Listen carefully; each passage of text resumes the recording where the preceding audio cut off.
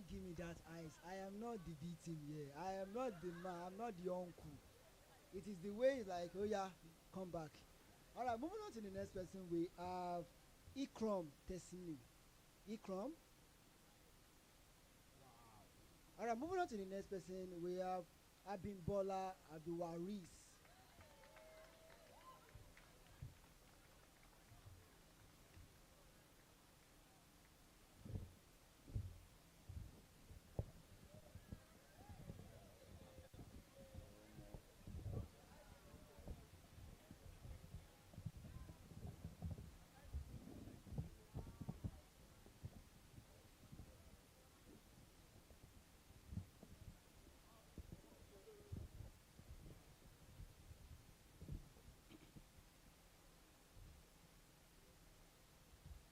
I am a proud custodian of my father's culture. So I speak in my mother's tongue to beautify my spoken words. Èmi lọmọ agbolo ajẹ́nlé gbọ́ ọwọ́ ọmọ òjìlóru kan rúru ọmọ ọwọ́ kẹ̀mbẹ̀rẹ̀ bí ìjà. Nídìílé ìyá mi èmi lọmọ òrókò làdú ọmọ ọ̀sányìn ìlàwẹ̀ ọmọ epo wẹ́rẹ́wẹ́rẹ́ lójúde tìlàró lóko tí ò ṣe fàdárò tí ò ṣe fọkọ́ro ọmọ bí akòbárò tán a kò ní kúrò níbẹ̀ èmi lọmọ abójúpọ́n kókó má lè fọ́ ọmọ abágijá má bẹ́nìyàn jà ọmọ abẹ́gun ṣe má bẹ́nìyàn ṣe ọmọ bẹ́rùkù àrà mi ọmọ bálù fún ọmọ ọba mẹ́ta níjà ọmọ tádéyẹ ọ̀dúnmọ́ta ọmọ onítànú àgbà oyè ọmọ arómiré akẹ́rùwàsà ǹlẹ́ ọmọ olùsí ọba. It is so disheartening when I see my fellow Africans forcefully trying to speak in tongues of the slave masters without being in confidential confidence of their mother's tongue, despite the tribulations our forefathers encountered after the 1885 Berlin Conference. Àwọn àgbà bọ̀ wọ́n lọ́mọ tó bá sọ lẹ́nu ti sọ àpò ìyàkọ́ odò tó bá sì gbàgbé orísun ó ṣetán àti gbẹni. From the latter to the former, that is, the river that forgets its source is ready to dry up, and the child who neglects his father's heritage is ready to perish or get lost. Normal, na condition make the fish bend. So you know me say because we be former captive, make we come still the bend. So every rules from our former captain, even after independence, make we come still the independence to the rules wey fit lead us to eternal captivity, all in the name of civility. The black man should raise the mentality that black men can do things right except the validity is left to be done by a man from another race. So now why myself no dey run another man race because person wey run another man race he go craze. So now why I run my race inside my black race for the northern place of my papa place wey be Nigeria. Listening to the distress call from that Hausa man, virgin anger upon his elite son, saying, Abdul, Kaimagana Shikin Sufa. That is Abdul, are you one of them? Are you one of these wayward native son that claims their mother's tongue is a vernacular that never needs to be embraced? Are you one of them? Are you one of these self-acclaimed that betrayed us, saying our cultural heritage is a superstitional belief that we should never believe? Are you one of them? Then the son replied, Wallahi talahi alhaji ba magana shikin sufa. That is alhaji, I'm not one of them. I'm not one of these self-acclaimed that betrayed us. I can never betray our culture. Our culture is my pride and our pride is my heritage. Our heritage is a nurture for the future generations to embrace. So my Easterners from Nigeria, this is a message that connects you to your route with no router. On the concasu suna o mena allow budanyi, ndi wetai dinotu, ekwezigi dabiri na 5G technology. The connection between our mother's tongue and our cultural heritage needs no 5G technology to be stable. The key to stability is the ability to be a subjugator of superiority complex amongst foreign cultures. To my francophone African countries, abonnent of Grace Salwe, with good intention I say hello. Ne sous-estimez jamais la beauté de la langue. De votre lève-vous distingue votre groupe africain unique. Never underestimate the beauty of our mother's tongue because it makes you stand out as a unique African man. All my suffisamment pour le sage. A word is enough for the wise. Thank you.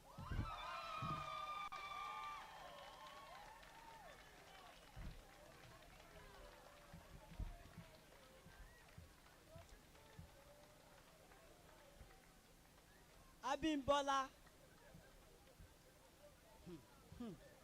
Abimbola. Judges. Can you see my height? You do this. Minus 5,000. All right, moving on to the next person. We have Michael Adeyemi.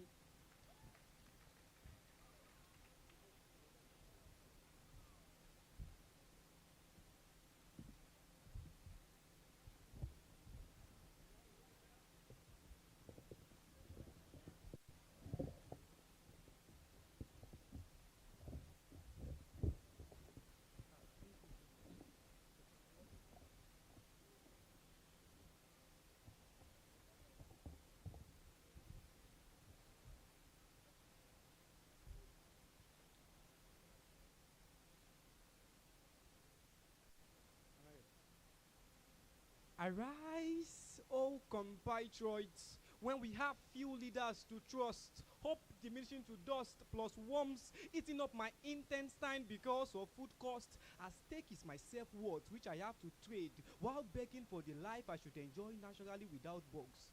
Nigeria calls obey when there are many who have no way out of the turbulence weighing them down. Even when the daylight goes away, they have no place to lay their head and put their body to stay. Many pray every day for the breakthrough that is akin to that of Israelites, getting out of the mayhem in Egypt, which took divine intervention that very day. To serve our fatherland, the land sophisticated with large amount of natural resources which are enough to take us out of recess, the land blessed with multi-talented hands and minds that could make the world a better place, which only God could give the wisdom to orchestrate, the land embellished with the most sought after endowments that could make the whole world obedient to us, for we have the ingredients and the rudiments that is pertinent for any economy to grow at a vast length, but yet we have stripped up these opportunities and we borrowers are fooled by gain in exchange for excruciating pain that await us along the lane. Enough is enough. Now we say no to neo-colonialism, true imperialism that will make us to borrow till it gets to the peak when we can't pay what we owe, then the imperialists come to take our home. It's that time we declare our autonomy and say no to our enemy. It's that time we build our own refinery, not to refine crude oil alone, but to refine our raw talent that has been swept under the carpet. Not to refine crude oil alone, but to refine our magnanimous culture that has been tagged immature. Not to refine crude oil alone, but to refine our young and versatile graduates who are adequate but unemployment rates are attenuated, to elevate this country out of this awful state of modus operandi. It's that time we shun corruption that starts from your deletion of that spirit of greed that causes subtraction on anything you lay your hands upon, that eventually results in economic degradation.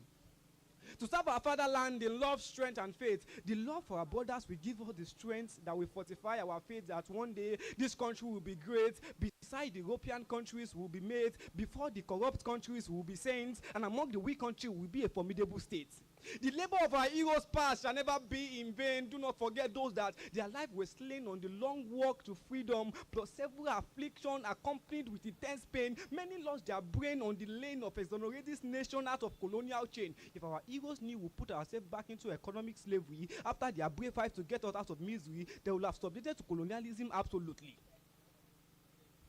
To serve with our heart and might, the might to create not only brave knights but erudite who will not sit tight but relentlessly fight for our rights against parasites. Erudite like those that are sitting, I see them on my side and I believe are incorruptible and will help restore the dignity of this country at last. So unity is what we need to declare our immunity to those who are not among our community, but seek to scuttle our sovereignty by making us nurture enmity towards our brothers to create chaos in our society, and any society in distress cannot progress. So arise, you flocks of Nigeria, Nigeria, at Yamajiya Lofa, so it has gone far, far away from our fatherland. Fanda Yoruba, are you here with your Agbada, Danshiki Gili, and Buba? Ibo, are you here with your Isiagu, Hausa, are you here with your Zeni and Babariga? Let's rejoice, for we are about to experience the greatest greatness that no one that ever imagined. I am MAG.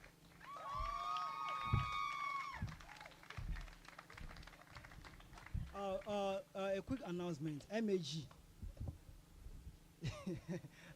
This is the second time he's coming to this stage because he was not aware of yesterday. So please, if you notice two ladies will be coming on stage again, just remember that they were not here yesterday, so they have to do it twice. All right. MAG. Look at my feet. Next person, Esther.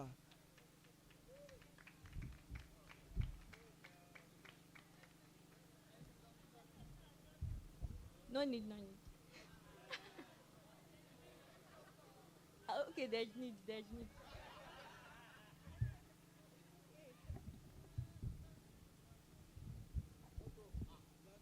it's okay. This life is a merry-go-round. Not everyone is destined to be successful. Adulthood na scam, school na scam. Tí o bá kàwé rẹ̀, bàtà rẹ̀ á dún kókó. No grief for anybody. I'm not the writer of this quote. I'm just here to let you know that your experience is determined by your opinion about a thing. In my opinion, life is too good to be true. We've all seen Mary go round and round doing the best she could when your gift of a round of applause could help her break out of the loop.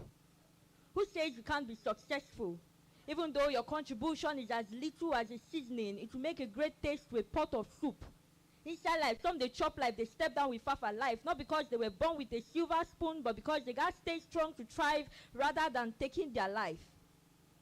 I am too good to be true. That's why I've chosen to live every day of my life like it's the last. Celebrate every win like it's the first. In case you don't know, before I was born, I already won. So not be until I win cash prize before I buga one. So are you. Don't just be the winner that only exists in games. This is a call to action, just like you don't need motivation to play COD. When your heart is burning with desire, but your hope is melting away like the candle, I am here to tell you that there is something you can do, which is never give up. Let nothing bring you down. Even when challenges cling like remora to a shark, don't hesitate to capsize any boat bringing troubles your way, because nothing will ever change the fact that you are the whale. You are not useless. You've not just found something to do. Refuse to be idle. Demolish the workshop the devil is building in you. Be the baker they run to when they want chop beans. Be the first person that pops up in their head like a notification when they want to rock that ashwabi to a family occasion. Mind you, you don't have to be Vicky to be on the Forbes. You have all it takes to be you, too good to be true. Whoever you become is in your hands. Osama on the left, Obama on the right. They are both known by the world but for different assignments. Whether to assassinate or to liberate, you gotta choose one. This will not be bread and bama.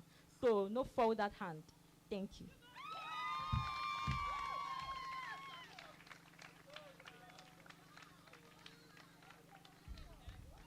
And to the last person, Sydney.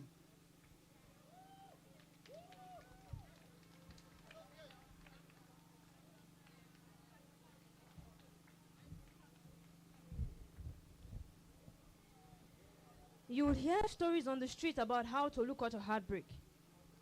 Her boyfriend left her causing a heartbreak. Algebra. Algebra never really did much for Tolu, but taught Tolu that her ex was the problem. So Tolu solved for peace and pepper soup became her solution to. Chemistry. Chemistry taught Tolu of toxic liquids but never mentioned toxic people. So when Tolu clicked with someone new, they say it's a win, but that chemistry isn't as it seems. Health science. Health science taught Tolu that sleeping with people should require consent but never mentioned that it should require commitment. Her teenage years were bright yet rough. Her biggest enemy, self-hatred, constantly whispering that she was good but never good enough. Growing older but never getting wiser. Insecurities covered her face like blemishes, and instead of washing herself with the word, she went for the next best thing. Makeup. To make up for the features that she lacked. Searching for love, searching for grace. She painted her face but lost her place. Red lips, long lashes, trying to fit in, hiding what is within to shine. She buried herself deeper and further, until one day she looked and she realized that she had only become a stranger to herself. Now she's searching again, now in a different light. This time learning to love herself, choosing peace over fight, uncovering herself, one layer removed, finding her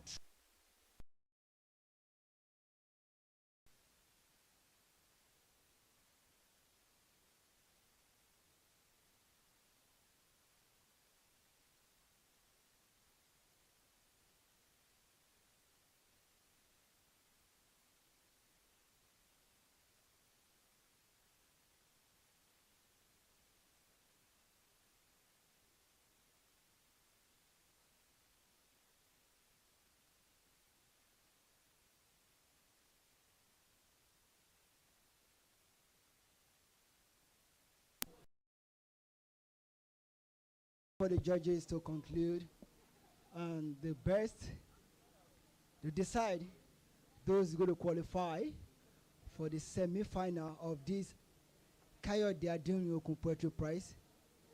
Now, while we are doing that, we want all the audience, because we don't want to include the candidates. So please, the audience, please bring out your phone out. We want to do something very quick. Your phone out, your phone out, your phone out. Your phone, there's no light. T-Pain. T-Pain, do this one. All right, please.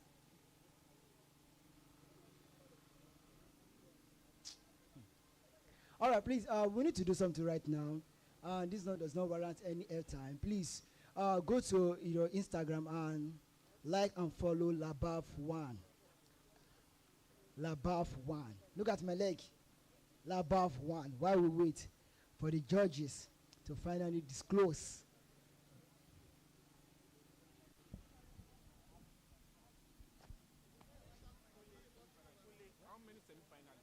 Just one. Okay, fine.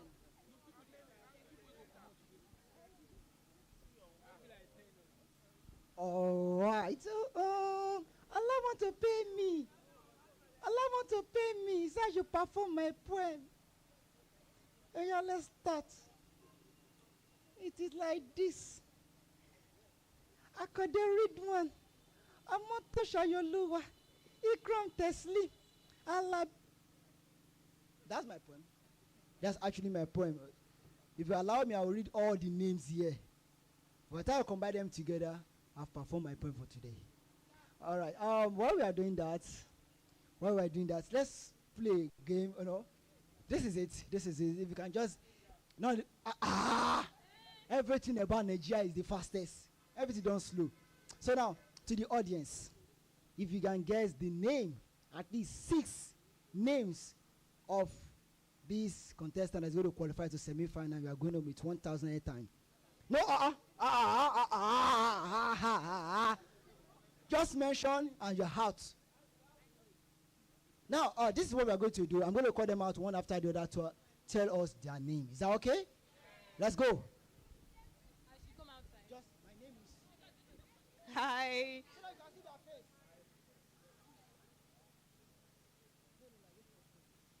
Should I? Okay. Hi. My name is Umo Joy Zion. Joy Zion. Okay. It's a boy again, Adiko Godwin. Hello everyone. I'm Omotosho Ayolua. Hello everyone, I'm Isidiman and I'm the Flowers. Thank you. I am Sakaisha. I'm Esther. Hello everyone. I'm Sydney. Hello everyone, my name is Priceless. I'm Adeshewa Alagbala. Hi, I'm Gold.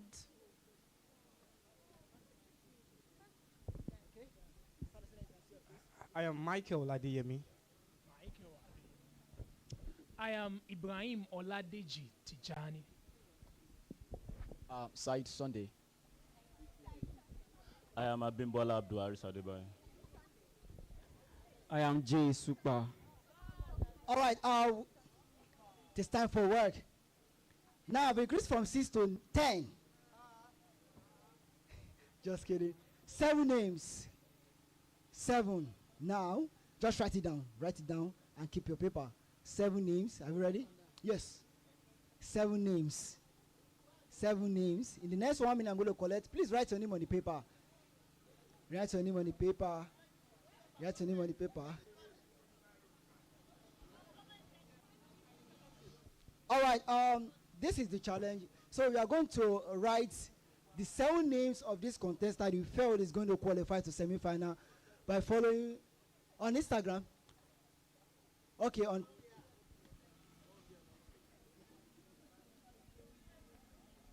Put up your.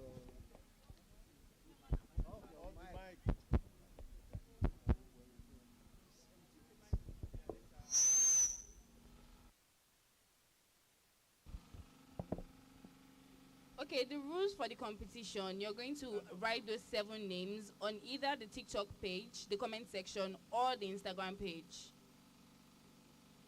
If you didn't get that, I'm going to take it again. The rules for the competition, you're going to write the 7 names you think is going to qualify on either the Instagram comment section or the TikTok comment section. Thank you.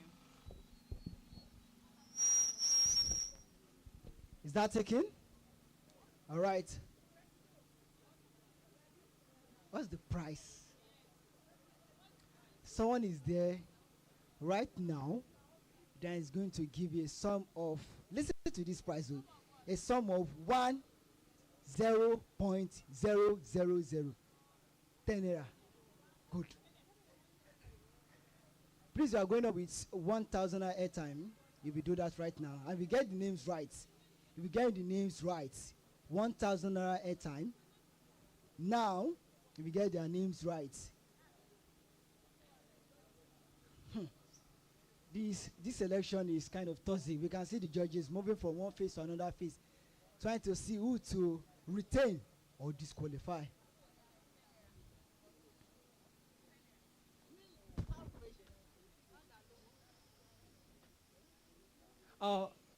Cecilia, do you have anyone? Please check their page. The 2 pages on TikTok and Instagram. Do you have anyone now? 7. 7, 7, 7, 7. Please write the names of the contestants in the comment section now. 7. Should I ask them to tell you their name? Going, please stand up and tell you their name. Sorry about that. Joy. Okay, all right. 7 names. Want me to give them again? Okay. 7 names. Cecilia, anyone? No one? No one from the audience?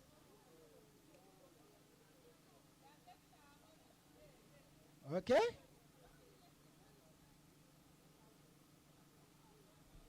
Don't forget the next program is going to be holding in the Green Garden there.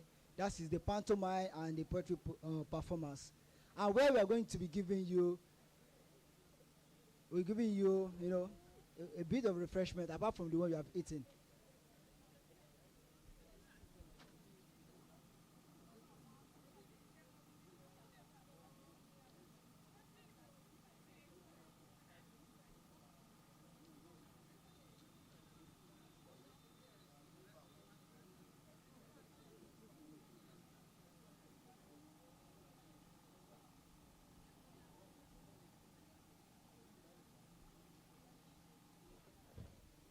Right.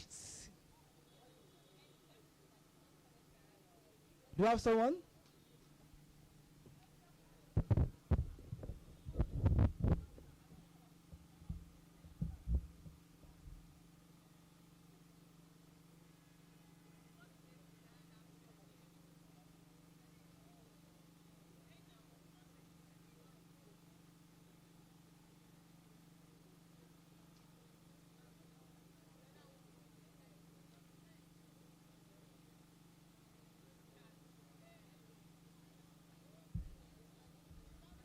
Hello.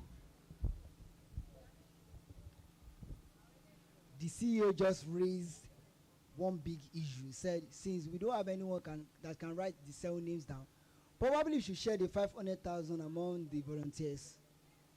It shows that you don't have any confidence in one of the contestants. Someone have done that? Jesus. Okay, they said I've increased it to 2,000.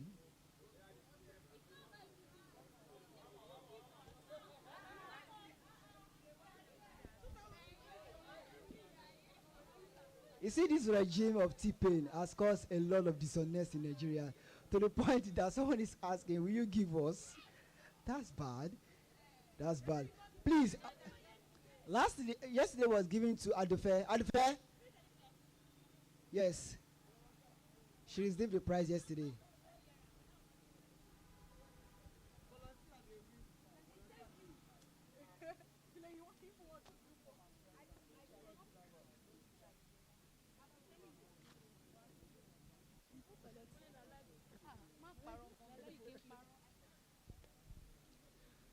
All right. I guess the judges are ready.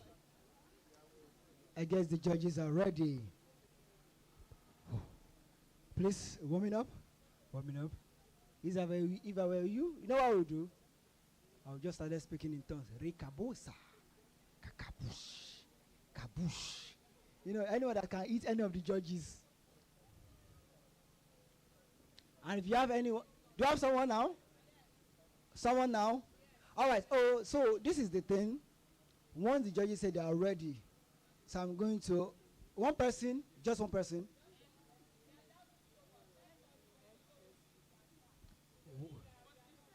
Wait. Okay, one person. All right, can we?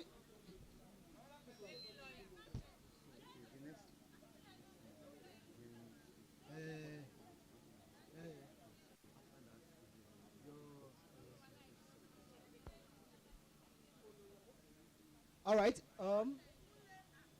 Baby lawyer. Who is baby lawyer? On Instagram?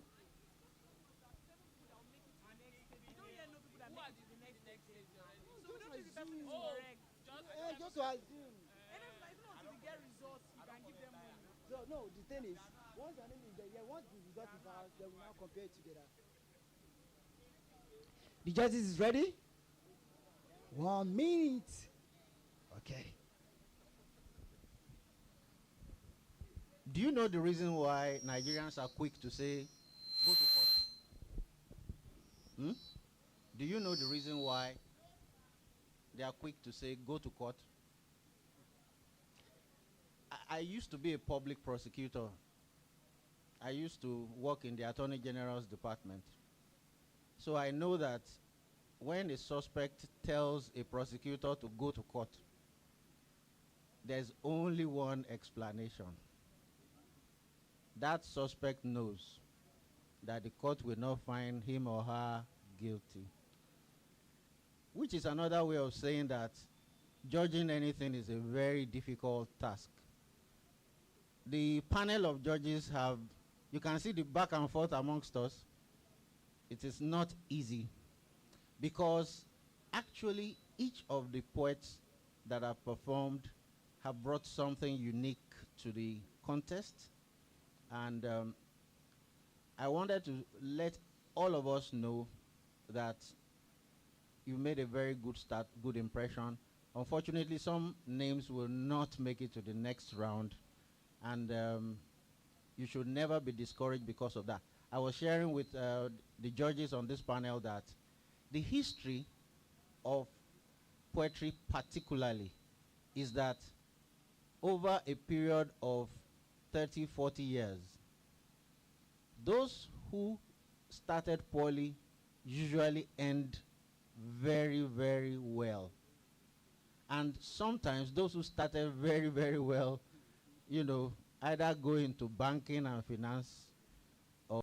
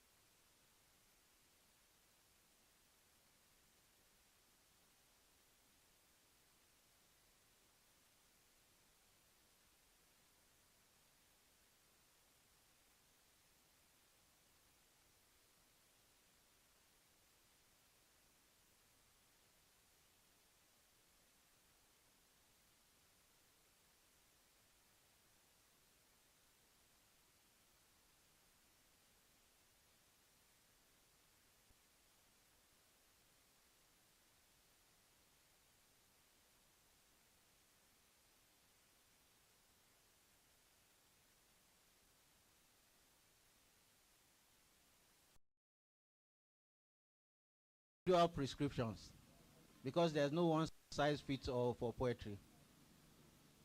Some of you will do very well writing down your poetry on the page.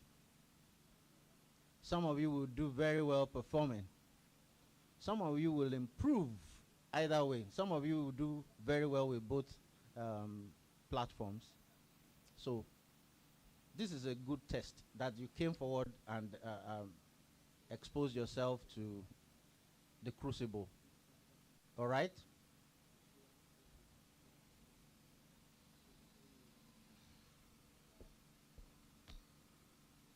Contrary to what he would like you to believe, there is no bribery here. Yes. And if you gave him any money, your money has gone to the Atlantic Ocean. All right.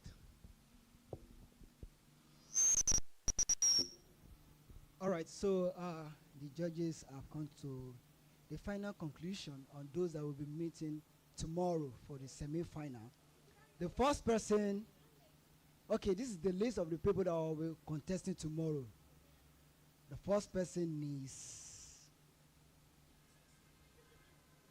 Adesewa Alaobale. Can I see the person? Good, okay. The next person we have here is Isidima Namdi. Moving on to Ibrahim Oladeji Tijani. Next to Priceless. Next to J. Super.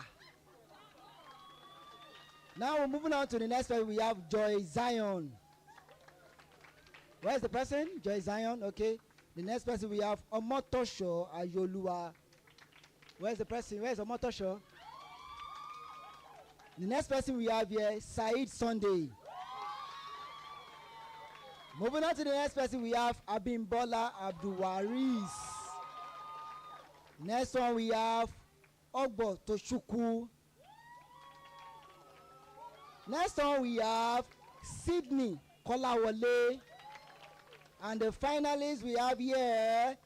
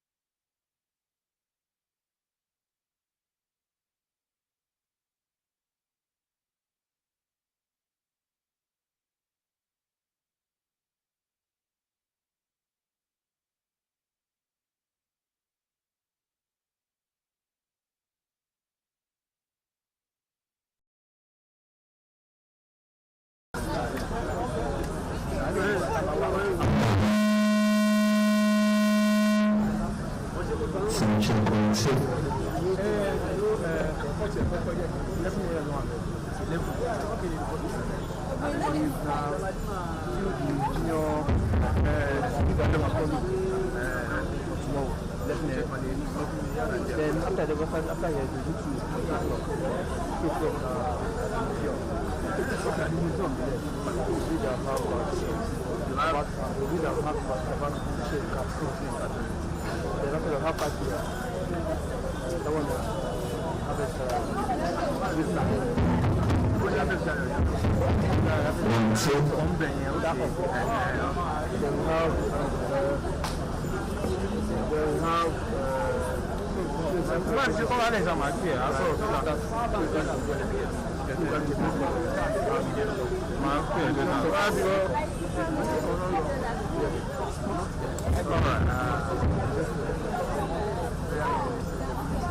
Thank you very much.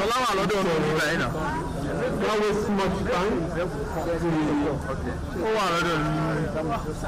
Today's event is a two-part event. The first part will be the presentation of this collection. The formal presentation.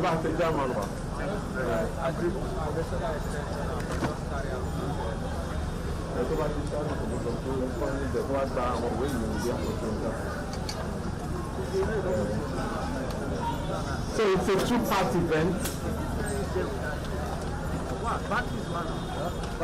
Like has been pointed out, it's a show right here, and Ping has put together this collection. It's titled Decades of Nine Ills and Trills. It's an attempt by young poets to try and explain what they think Shoyinka is to them. And without wasting much time, I want to invite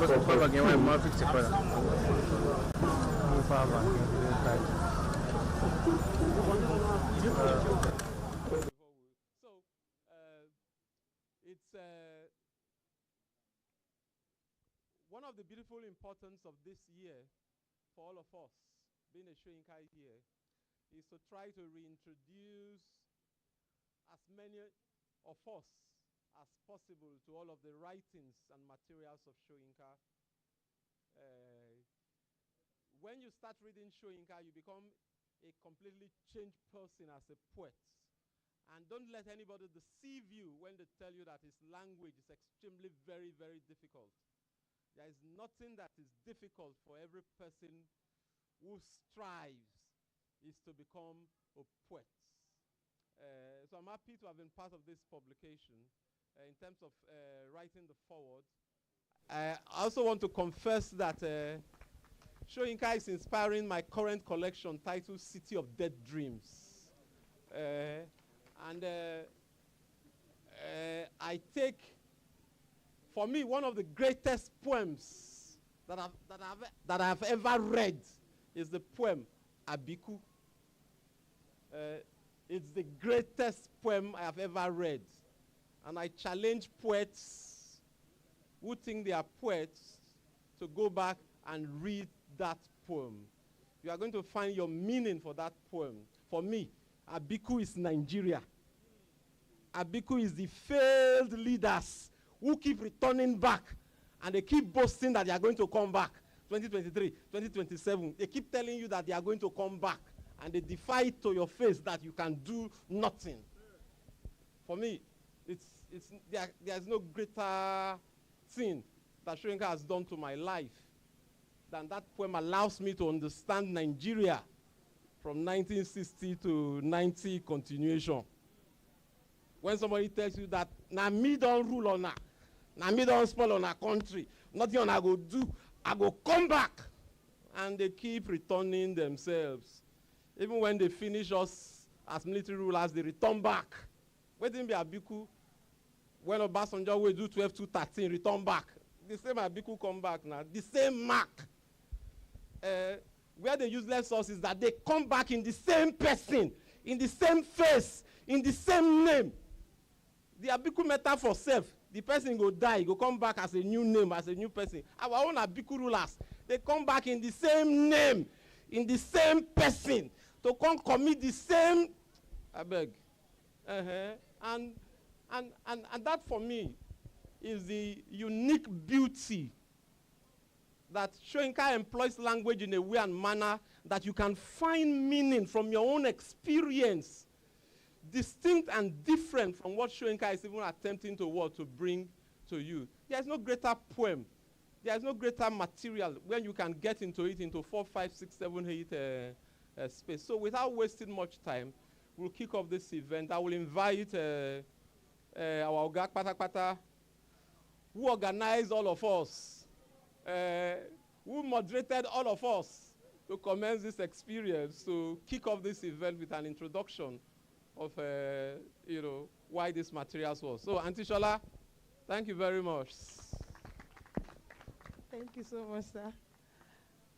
It's a beautiful evening here at Freedom Park, and it is still Lagos Book and Art Festival. And we're so glad to have beautiful faces here, younger faces, celebrating the Shoyinka here with us. Please, for each and every young person seated here, can we put our hands together for ourselves? Poetry is a beautiful thing. It gives us the license to express ourselves beautifully. And for that reason, we're so glad to be physically unveiling Decades of 9 Hills and Trills. This is our own literary offering in the celebration of the sage in the person of the Shoyinka himself.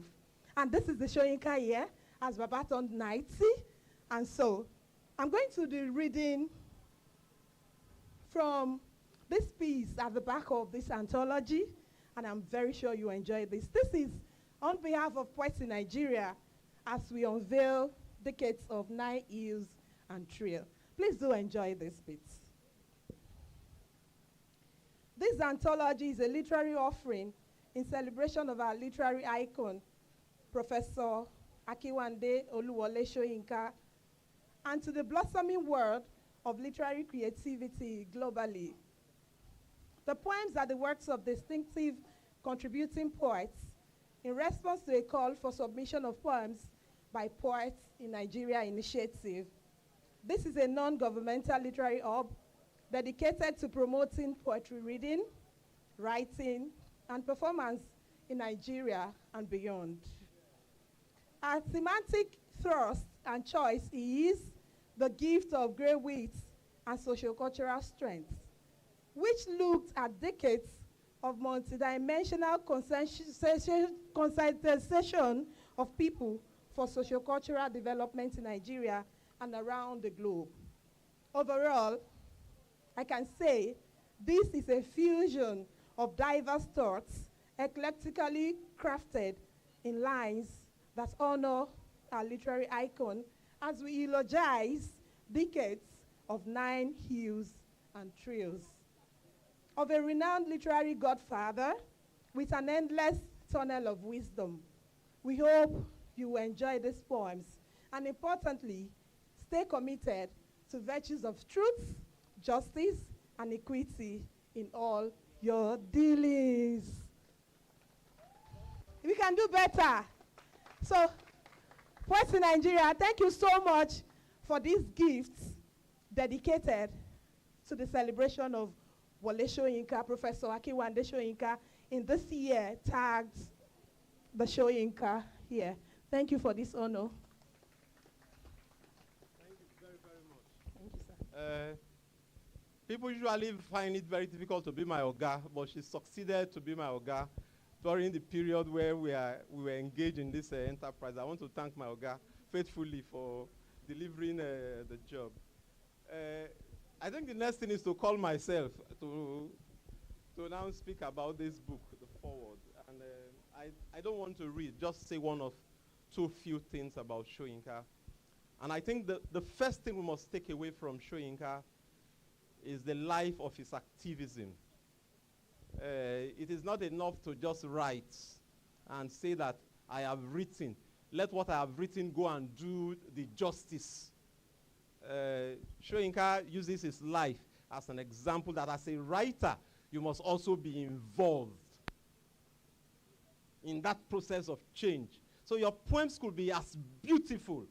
You know, they can move people in Ajegule, in Ijora, in Okokomaiko, but you yourself, because the greatest force of life itself is life. Your person, your presence, and Shoyinka demonstrates that continuously in his life.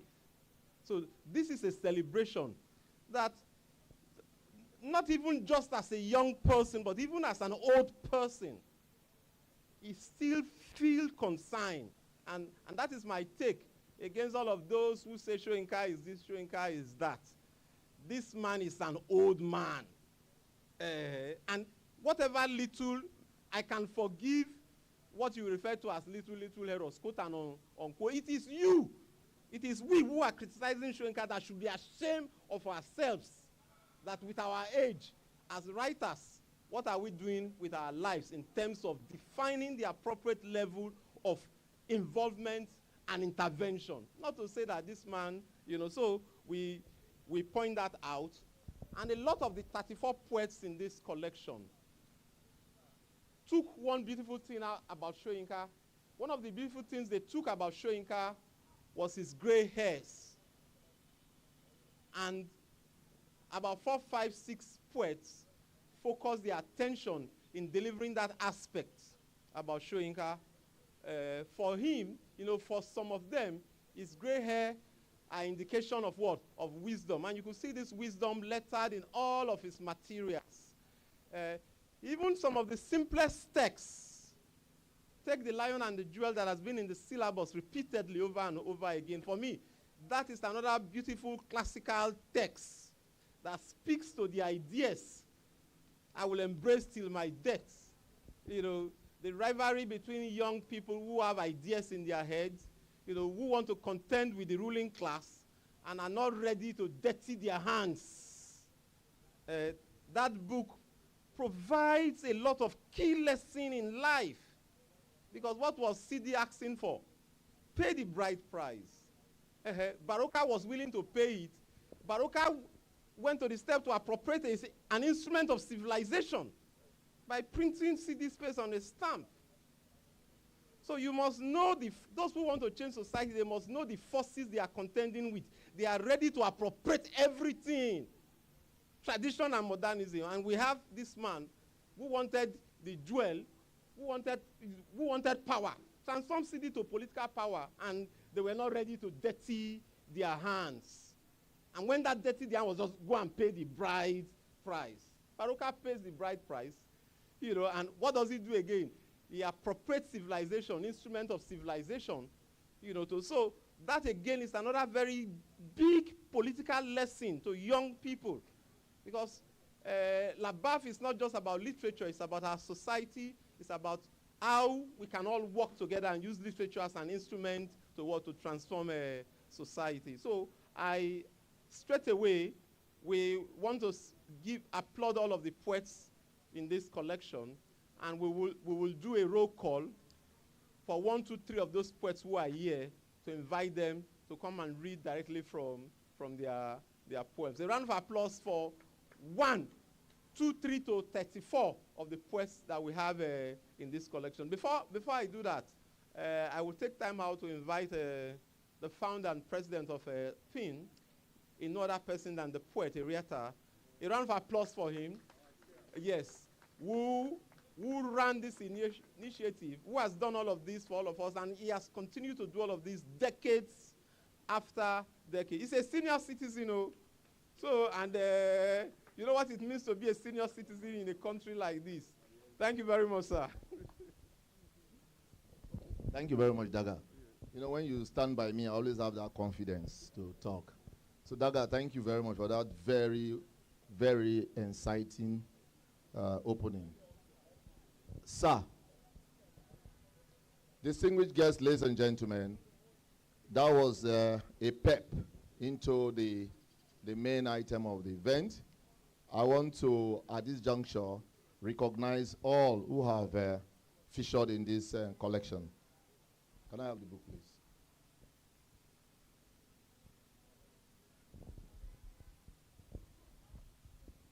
if you are featured in this collection, please can you just come forward here so that we can have you recognized formally. I know a lot of you are not in town, but it's okay. I'm always scared of the front. What about, is there any other one who featured here? A lot of them are not in Lagos, but it's okay. What we need to do is to formally unveil this book, as it were. And the one to help us do this is none other than German of Cora and the chairman of Cora, because this book is going to Wale Soyinka, the icon. But when we see German and Cora, we know we have seen Wale Soyinka. So please, sir, with due honor, we invite you to this stage. Let's do a formal presentation of this book. Dear Rufai, sir, you are welcome to this stage as well. You know your face, you can't hide. Everyone knows you here. So you just have to be with us. Thank you.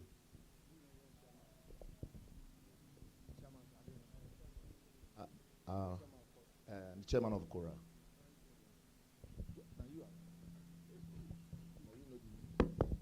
Well, Mr. President, you're not leaving. Come on stage. What's your name, sir? This is one of the poets who is here represented. Let him come forward and join us. Shola, join us. Ogami, join us, please. Where's Shola? Okay, beautiful.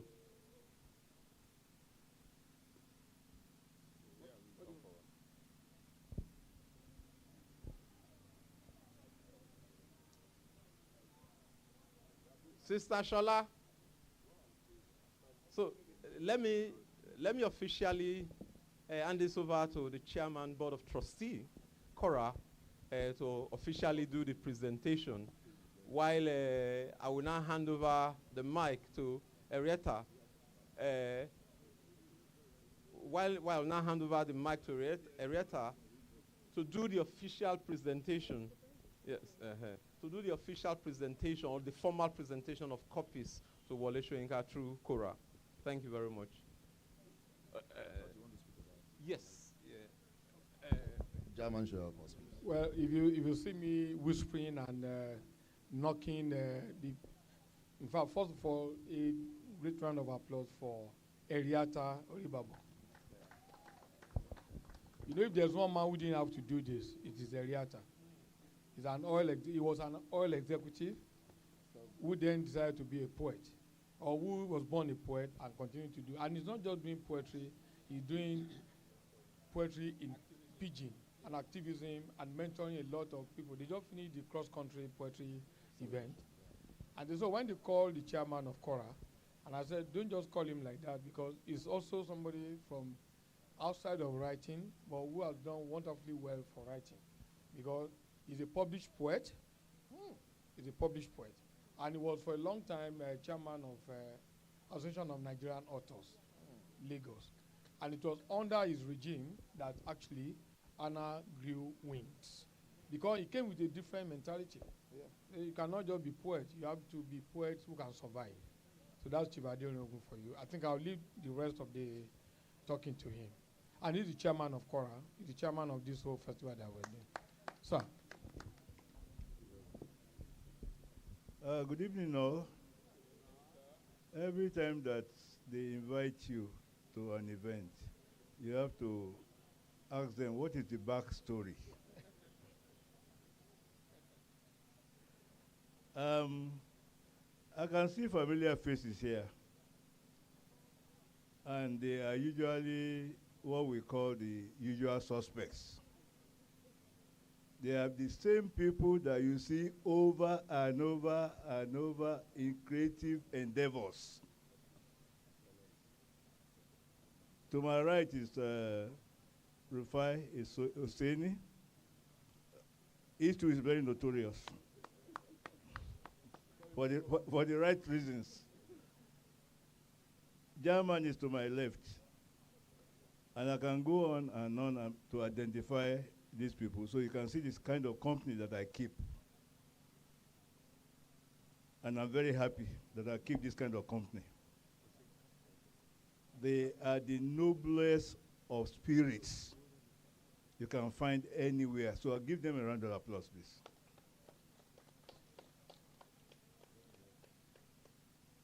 I am always delighted to be where a book is being midwifed. Those are the kind of glorious times that we are looking forward to in Nigeria, which we don't find. These gentlemen and ladies, they've done wonderfully well to again give birth to something that is historical and monumental.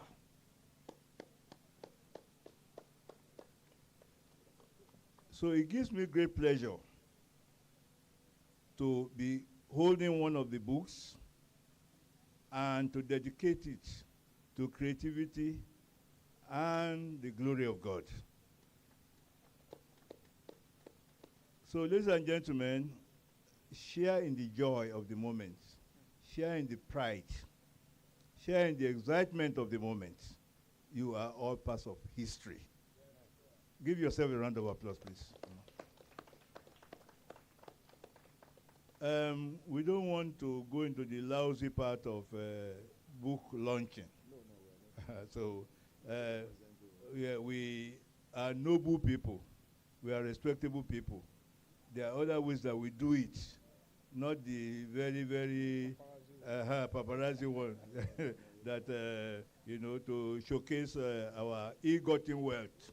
You know, nobody here has ill-gotten wealth. Yes. We can attest to that. These are honorable people. And we thank you all for even being part, especially the students who are here. Students, clap for yourself, please. Let it be said that you were there when this book was being presented. So, thank you and God bless you. Okay, I think at this juncture, I will want to, on behalf of Pwesi Nigeria, present these 3 copies of the book, Decades of Nine Hills and Trails, to German and Nicolakbo, who will in turn pass on to the Prof himself. Thank you.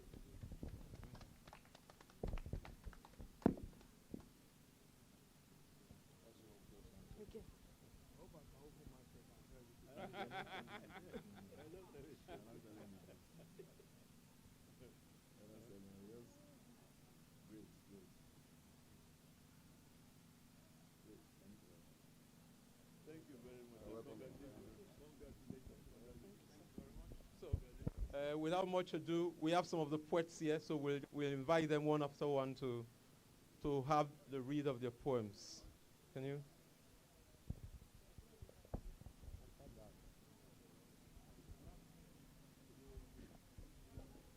Good evening, everyone. My name is Ahinloju Israel Adebayo. I'm reading from page 6, The Smoke. An hot ember gently sits between branches of dead trees, gave them new life, resurrection. The years that went by, flipped backward like papers, washed in the dyes of our norms, a beautiful Adire. This land gave us a fruitful tree, like Mother Africa, blessed with many seeds, yet one of our fruits stand tall like an Iroko tree, yet to be ritualized. Cheers to the fruit that fed the slaves, who got their captors' shackles off their hands, those who drink from the libation of our soil, and spat on the faces of humans who call themselves gods. From yesteryears, the ember grows into dead trees and gave them life. Now we have a figure, a perfect aremo, carefully adorned with the needs of our culture, beautifully preserved like a fossil in a rock. And tonight, as the smoke slowly kisses the skies, we celebrate decades of it, from the beauty of Ake to the ends of the world. Thank you. From the, I have some list of words here, Yoruba words actually, Adire, meaning native attire locally made with dye, Iroko, which is the hugest tree in the forest, and Aremo, Yoruba name for prince, and Ake, a town in Ogun State. Thank you.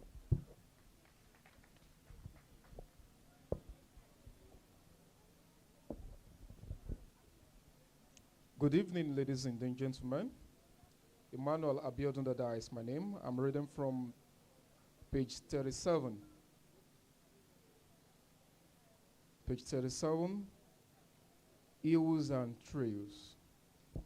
The rose runs hops in the hills, but hashed within with a sense of pride. The steeper, the higher, the peak in view, wings wafting, the soars and glides. Wale Soyinka, heavy threads and fiber of you tell a stories that swept 9 hills off their feet. The fabric of your being woven with grit and tapestries of grace. The thrill of conquest, the feet of your feet against the feet. The sage hawk stands tall, weathered with age, with chapters stretched so wide, wisdom-filled pages. 9 decades of seasons still longing, the full moon to come. Beholding the treasure troves of tales his heart has become. Your crown, strands of silver weave, like snowflakes upon the head. For in those snowy locks, wisdom's breeze rustles up gracefully on hand. His eyes, like polished stones, shining bright near and far, reflecting the depth of his soul, a treasure to behold. Your voice is tongues that shakes the walls of silence. The river that flows relentlessly until you find your way to justice. You are the phoenix that rises from the ashes into a burning evolution. With your loud voice, weapons beheld the hammer of oppression as candle flickers like fireflies in the night, illuminating memories, a constellation of delight. Your story is a masterpiece, a work of art, divinely refined. May your cup of life be filled and refilled with sweeter and better wine. Thank you.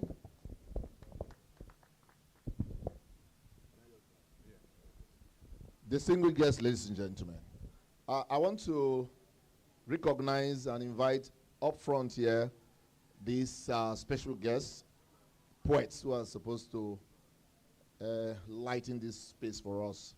What we are doing now is just the introduction. I want to invite our renowned poet, Toby Abiodun, to please come forward, please. Can we give you a round for him? Toby Abiodun, please. Sit down there.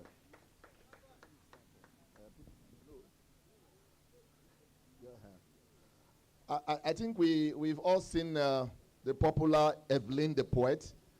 She's around with her team. They're going to perform here tonight. It's going to be very interesting. You're welcome, sir.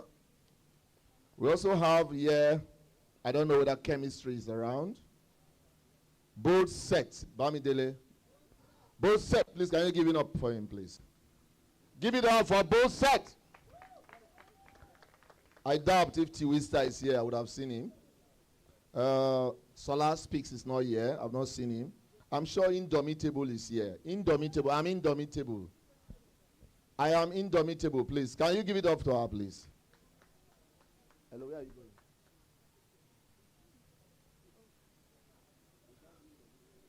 Solutionist is not here. But I know Favor is here. Can we give it up to Favor? Favor. You are welcome. You are recognized, but you may come forward here, please. Just come and sit close to the very big poet so that you can get a lot of inspiration. Jacob Super. Jacob Super, please, you are welcome. Sit near our daddy. It looks like these people here, they don't clap at all. Why don't they clap now? Gabriel, you're welcome. Sit close to our daddy. Tap more inspiration. Again, you're welcome. Please come forward. I think that's all for poets. On behalf of Poets in Nigeria, I want to appreciate you for accepting to be part of this. Daga, please take it all from here. Daga. Tola. What about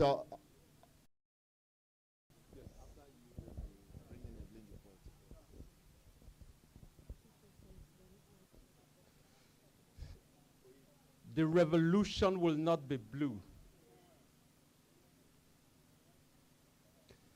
Tell them, those who take our life, they play blues. Ooh. Taking everything for everybody, for themselves, by themselves, they chop it by themselves alone. The revolution will not be blue. The revolution will not be blue. Our suffer self-red. Our die anyhow self-red. With the farad bagbakuba in the name of the people. Say them be our people. See them. They use the power, cheat the people. They run the country like you shit. Forget the people who vote for them. They use the power. They run the government like a dictator. Ha! The revolution will not be blue. The revolution will not be blue. Tell them, all of them will take our life, they play blues. Ooh. Taking everything for everybody, for themselves, they chop by themselves alone. The revolution will not be blue. Thank you very much.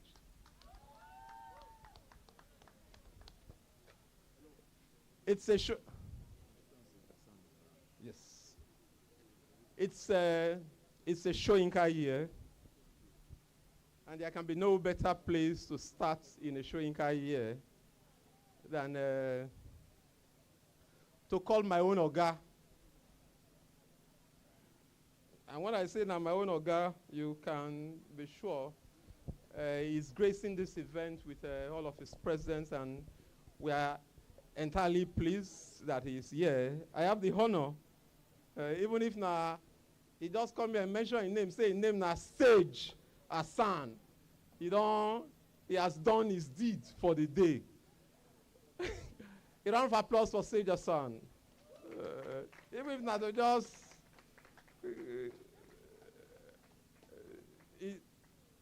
even if not to just even if not to just I don't hand over the mic to you. Okay, just 1 minute. If not 1 minute. Okay, the children want to perform first. Hello, ladies and gentlemen. Is the House of Phoebe ready?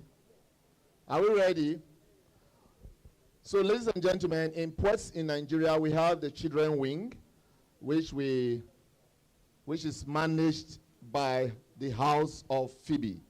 The House of Phoebe is curated by none other than Shola Oguntoyibo, who is also a technical staff or a technical hand in the Ports in Nigeria family.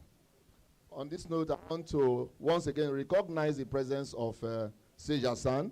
If you are having the flyer, you see that it's on top there.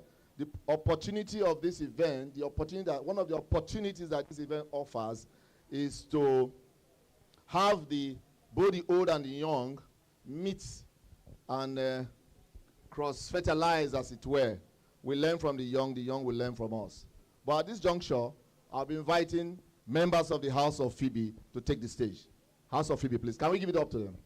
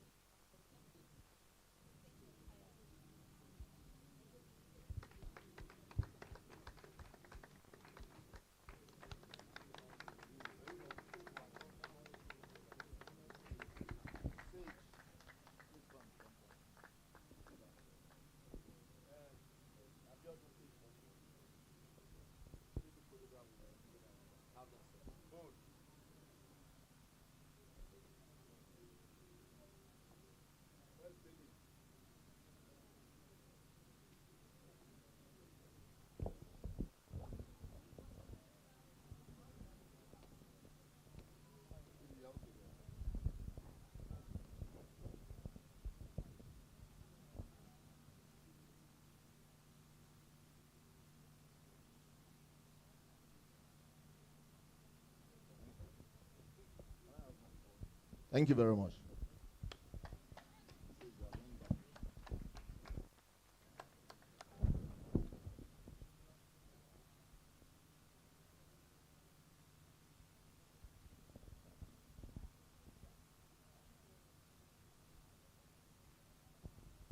Did we enjoy that performance? Yes, you may not have got all the weddings, but I think they made a lot of sense because it still boils down to the theme of this festival.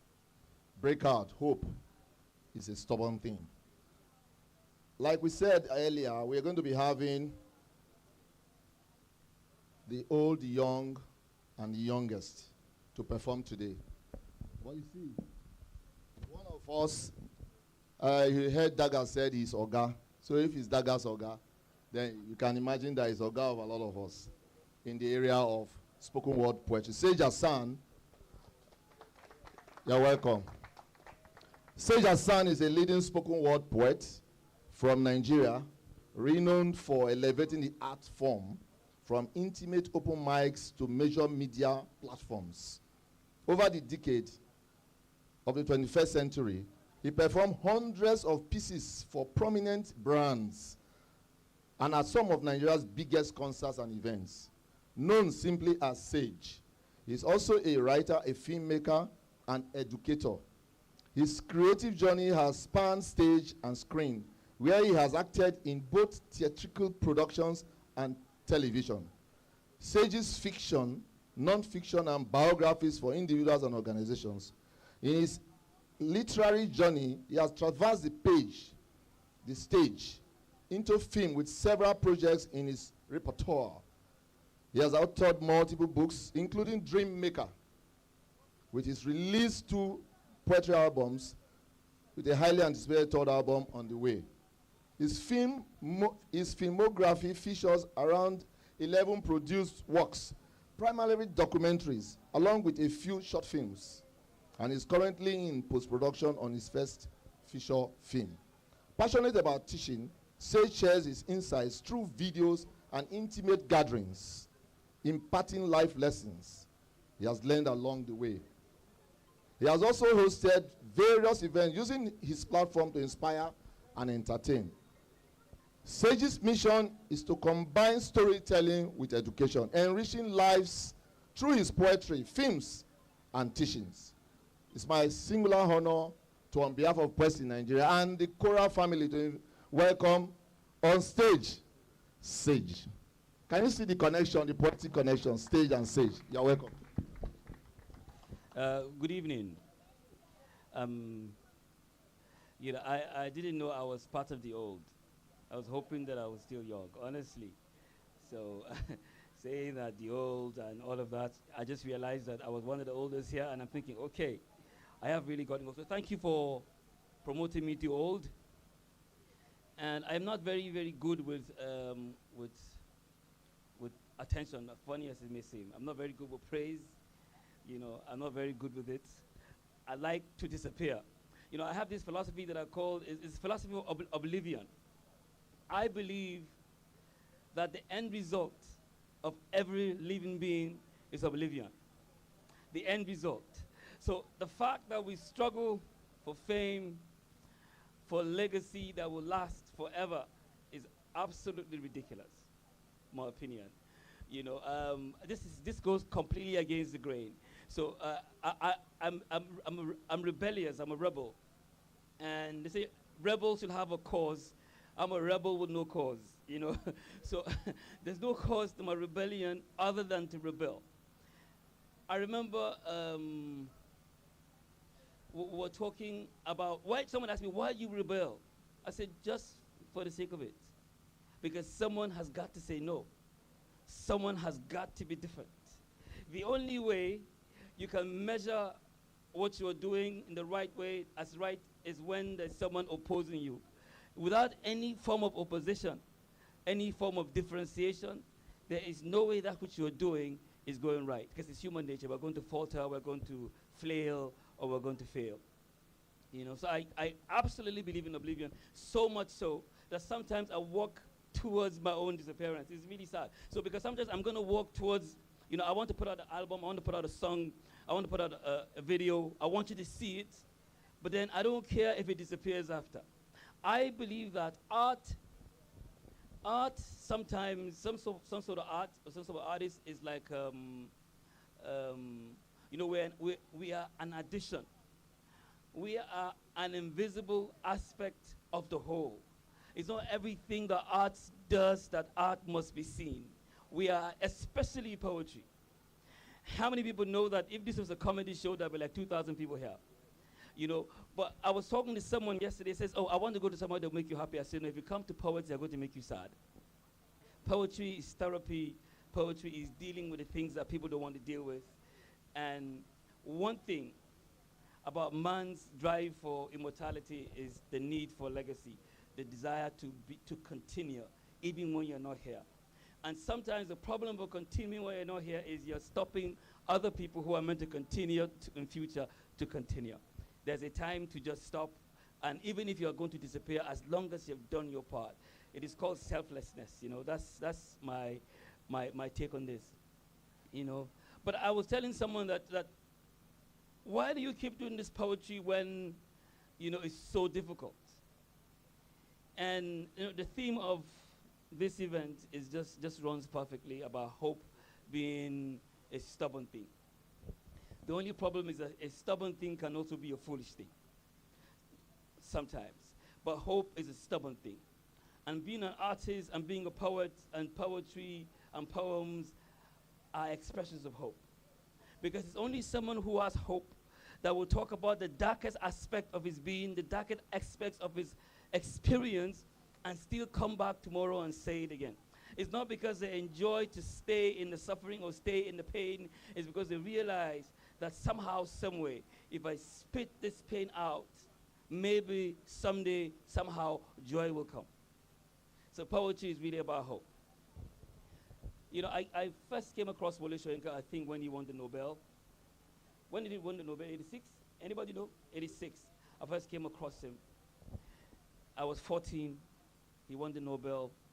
And I saw the man died. So I took the man died at the age of 14. And I think I started to read the chapter 1. I read the first page that day. I kept it. And I kept on, you know, when will I come?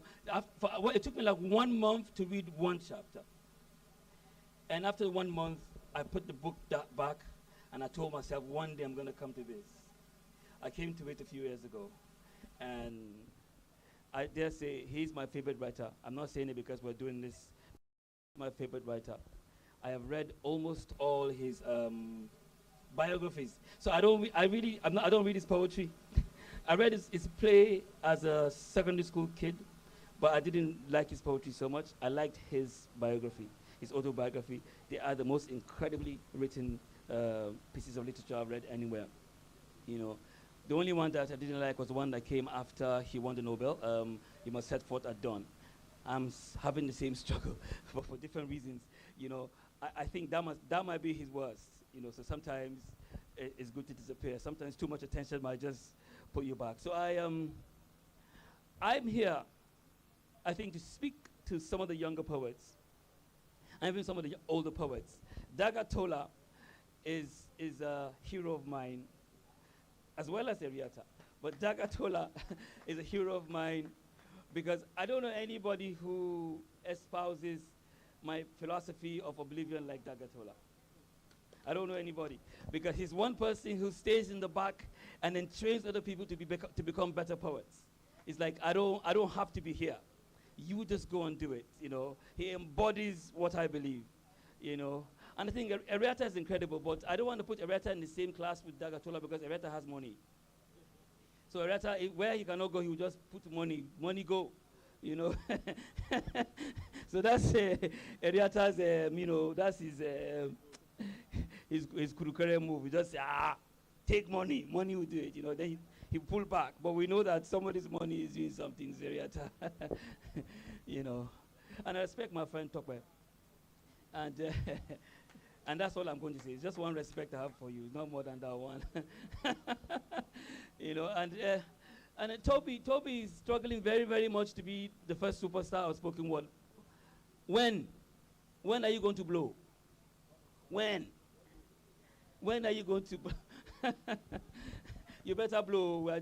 You can't just be wearing sneaker and doing dada. My guy, blow. I try to blow, and I'm waiting for one of you guys to blow, but you guys are just wearing shirts and carrying girls up and down, blow. So let's just keep the hope. I don't know who amongst you wants to be a poet when they grow. I don't know who amongst you wants to do art. But, there's one thing I tell everybody that what poetry is, what art is. Poetry, I tell that you know the future of a civilization, you know the future of a people when you know their poems. You can tell the future of a society when you listen to their poets. It's incredible. You could tell how far the Western world civilization was going to go by checking the poetry, the literature they wrote 15-something. That's how you tell. Poetry is the invisible building block of society. It is what the poets see, what the poets say, that enters into the society very subtly. So the less people in the society that listen to poetry, there's going to be, you're going to see there's going to be some sort of, what's the word? The society is going to be watery. There's going to be a failure in the future. People grow when they pay attention to poetry. I don't know how, I don't know what it is, but poetry is the master art. And creation, humanity is really about art. So that's what I'm going to say, because I can see most people, their faces are, this guy don't talk too much, so. And Retta said, yeah, okay. So I'm going to read something. Am I supposed to do a poem? Retta, I said I should come and say something. Now you're saying I'm doing a poem. So is it a short poem or a long poem? Could I do just 1 minute? So I wrote this a long time ago. I just found it again. So when the revolution comes, it will come in spots of blood and sweat soaked in grime, live on MTV and CNN, and spilling over to TBN. We will table our views on cable television, speaking allegorical metaphors and infectious fables and poetry as necessary when the revolution comes. I don't tell a lie. I tell a vision. A poet is all about the revolution. The ever-spinning wheel of change and continuity. Life is motion, death is immobility. The world is a consequence of his science as of his art, his pre-science, as found in the melodrama of Shakespeare, the negritude of Langston Hughes, the modernism of T.S. Eliot, the soul of Maya Angelou, the greatness of W.B. Yeats against the tragic romantics of John Keats, the tranquil emotionality of William Wordsworth, the complexity of Soyinka, the mystery of Alan Edgar Poe. Poetry. When the revolution comes, it will come in spots of blood and sweat soaked in grime, live on MTV and CNN and CNN. Thank you. Thank you, sir. Thank you very much. Can we give it up to him once more? I want to use this opportunity to recognize the presence of a very great poet in our midst, Torpedo. Torpedo! Yeah. Then I have a friend who came all the way from Calabar, but now in Lagos. Can we just see you standing? Barrister. We were all together in Calabar for the Festival of Poetry those days. Now it's in Lagos, happily doing a lot of things in Lagos. I want to announce to you that this event is being streamed live online. You can check your Facebook page and all the social media platforms for Nation TV. You'll get it there. Just check. Even right now, you get it on. I'll be inviting a very powerful poet, known all over, Evelyn the poet. She's coming with a team to perform. I would have loved to read her bio before they come up stage, but I don't know whether it will take our time.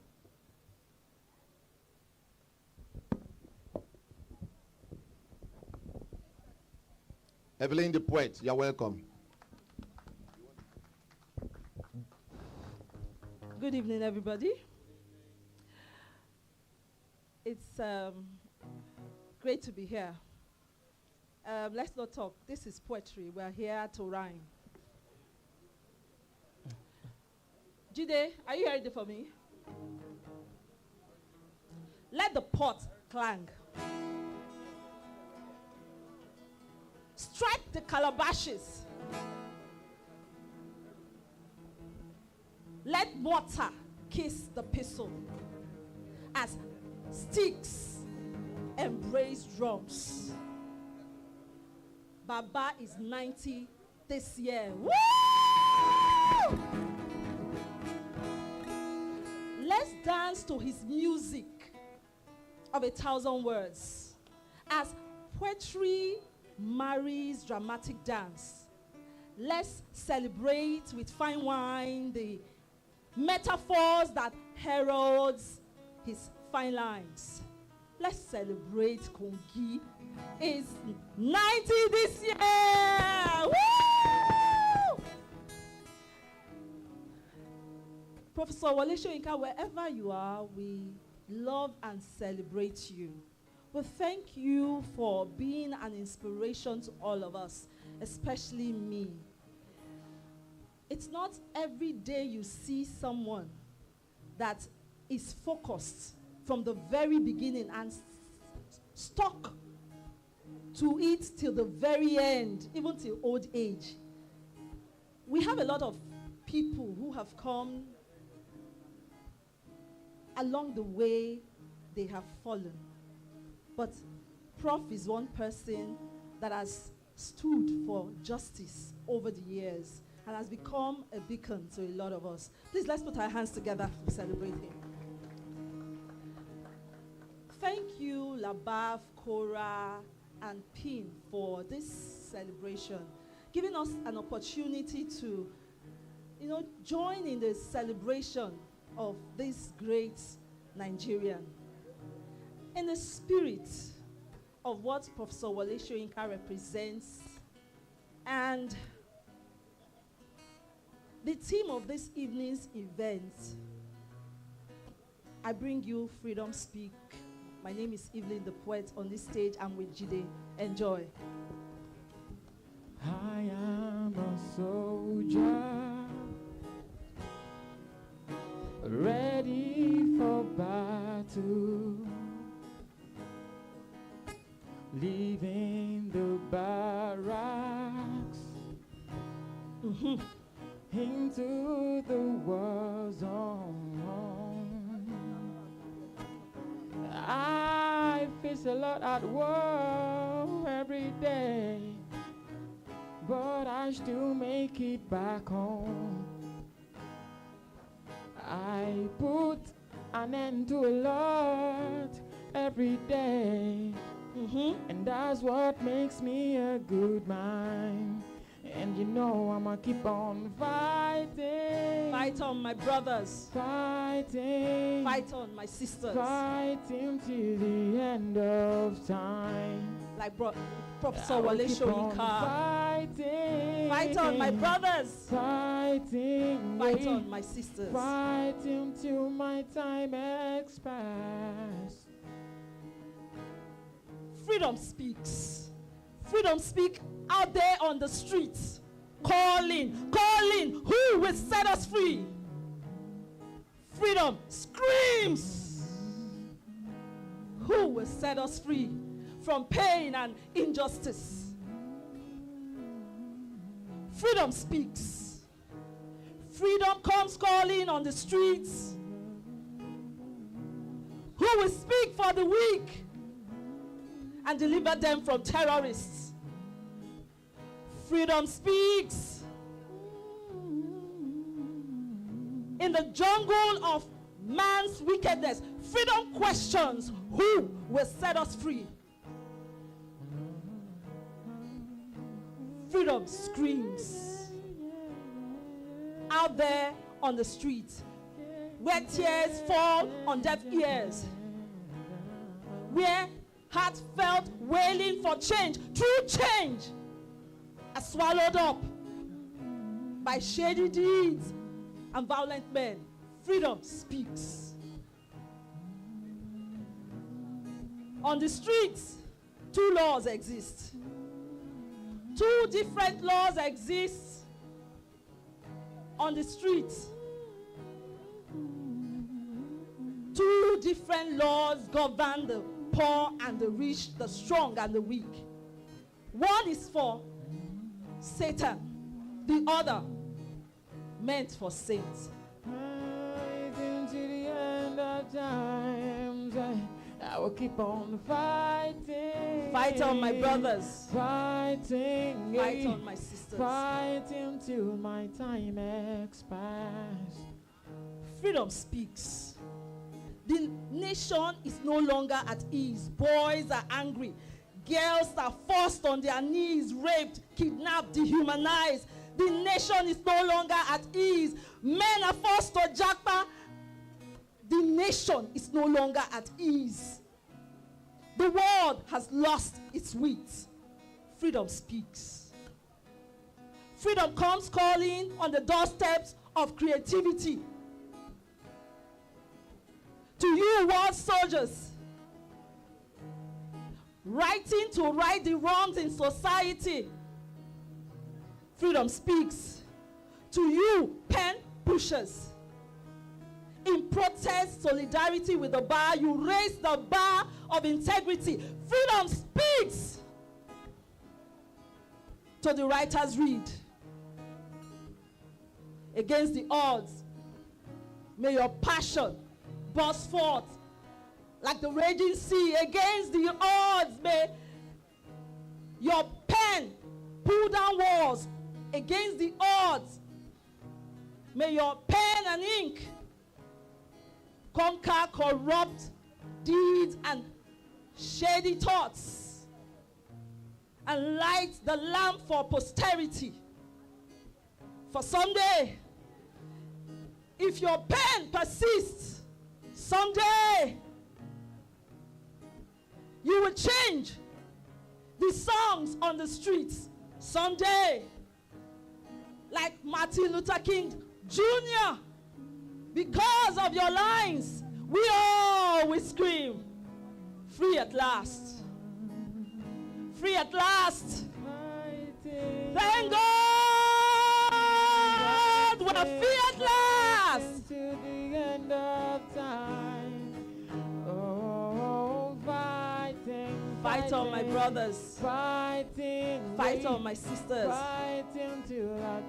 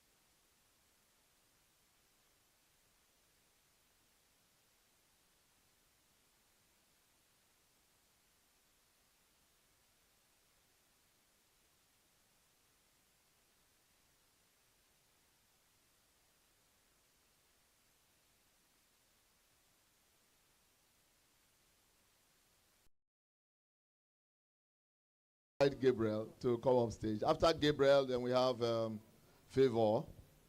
Gabriel, please give it up to Gabriel. Good evening, everyone. My name is Gabriel, and the title of my poem is Who Am I? If you ask me, who am I may tell you I'm once in a while. I am the old clock ticking away on your bedroom wall. You will never find me a minute where you left me. I am the chameleon skin, not changing for the fun, but for the search for the best color that shine brightest, for the world to judge and not to judge me. I am the adjective of a living change. I am the inevitable, the changeable, the livable, unbelievable, unexplainable. So it will be hard for you to trust me. If you ask me again, who are you? I may tell you, I am the universe. Too big a space I can't be contained in a verse. I am a fragment of every me in the multiverse. Do not be amazed, for this is not some holy book's verse. The irony. If you ask me where I'm from, I might tell you I'm from the Milky Way, where the earth clock away at the sun, more specifically from Africa, where the enslavement of our people is the tea of the white sluts. In Nigeria, where they took our olokun only to be offered to the sun gods, more specifically from Lagos, that tests the foreign name on its lips, begging to be called Lake again in its native tongue, more specifically from Ajegunle, that wealth hits the ground but doesn't result in a splash but form a fountain for few to drink in one part of the city. With so much riots, the poor are left to paint the town with hunger or spicy tea. But I was told these are where the best stories comes from. The bad, the good, the silly, the serious, the rich, the poor, the proud, the shame. So when you try to know me, know that I'm trying to live like the best stories. Do not expect to find me where you left me, for I am a constant change from learning. Thank you. Yeah, I think I encountered him for the first time at the Gallery Poetry event we organized. Very, very interesting. When I saw him, I said, this guy is a guy for the future. So give it up for Gabriel. Thank you. Thank you. Another revelation from the Gallery Poetry Slam, let me complete it, is Favor. Give it up for Favor. Good evening, everyone. The title of my poem is Echoes of the Anthem. In halls of power, grand and tall, a new anthem echoes through the hall. Yet outside, the cries are clear. Voices rising full of fear. Hunger knows where hope won't thrive. In streets where dreams are barely alive, prices soar, the struggle's real, a nation's wounds that never heal. We sing.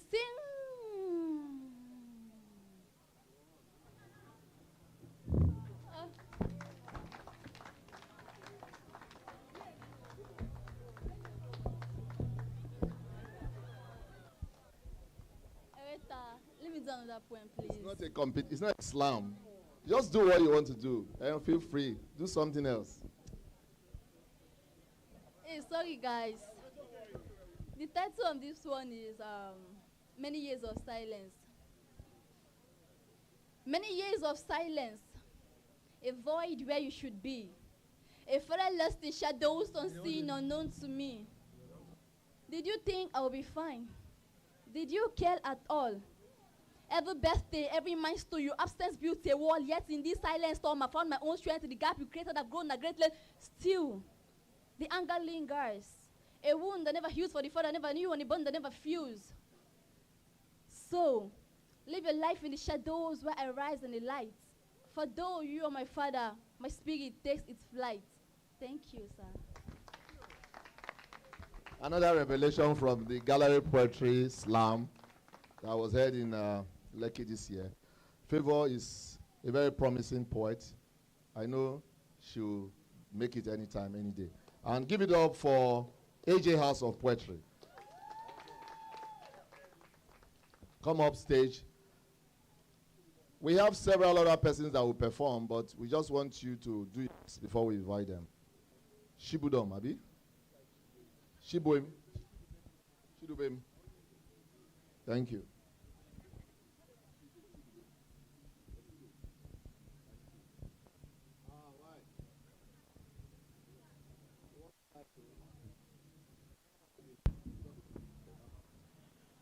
Good evening, everybody. My name is Chidubem, and I'll be performing a poem titled Betrayal. I took you as a brother, took you as a friend, took you as a nigga, loved you to the end. But yet you went behind the trigger, pointed it at my head. What did I do to you to deserve this kind of end? You went behind my back and told all sorts of lies. You pushed me against the stack, stank like dead flies. You hid me in rage and wounded my two eyes. What did I do that made you make me cry? You tarnished my image and you spoiled my name. You put me in a cage. What thing? You hid me in rage and tarnished my name. What did I do that made you inflict on me pains? I thought you were my brother. I thought you were my friend. I took you as a nigga. You were my BFF. But you hit me in the back and made me realize that friends like you are friends that I'm not supposed to keep. Thank you. Thank you very much.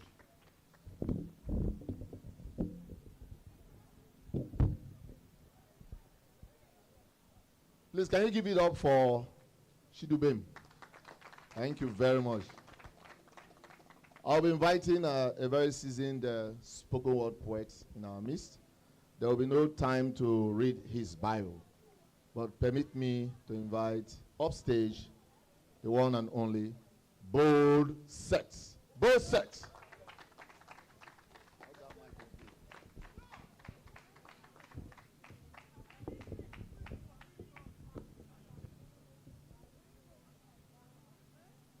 I am a porn star that stripped truth naked. I seduce words onto the beds of imagination, run the hands of my thought through its body till I reach the climax of inspiration and come out thick liquid of fine poetry. In me resides a raging storm of unspoken words riding harshly against the fragile reeds of my heart. In me resides the airs of mediocrity. I swallow words, that's why I spit bars. I once wrote an average poem, graded it C4, yet it still found a way of blowing off people's mind. I am the lion you cannot tame. I am both Seth. When I die, on my gravestone will be inscribed, here lies both Seth the poet, buried not 6 feet, but 12, for that was how deep he was. All right, good evening, everyone. Good evening. I am honored to be amongst everyone here this evening to share my heart with you and to also join Labaf in their celebration and our legendary Wale Soyinka. So the title, sorry, can I have some silence at this side, the right side of this place? Can I have some silence, please? Silence, please. Thank you. All right. So silence, please. Silence, please. So the title of the poem I will be sharing with us this night is one I titled Traffic Mirrors Hope. Traffic Mirrors Hope.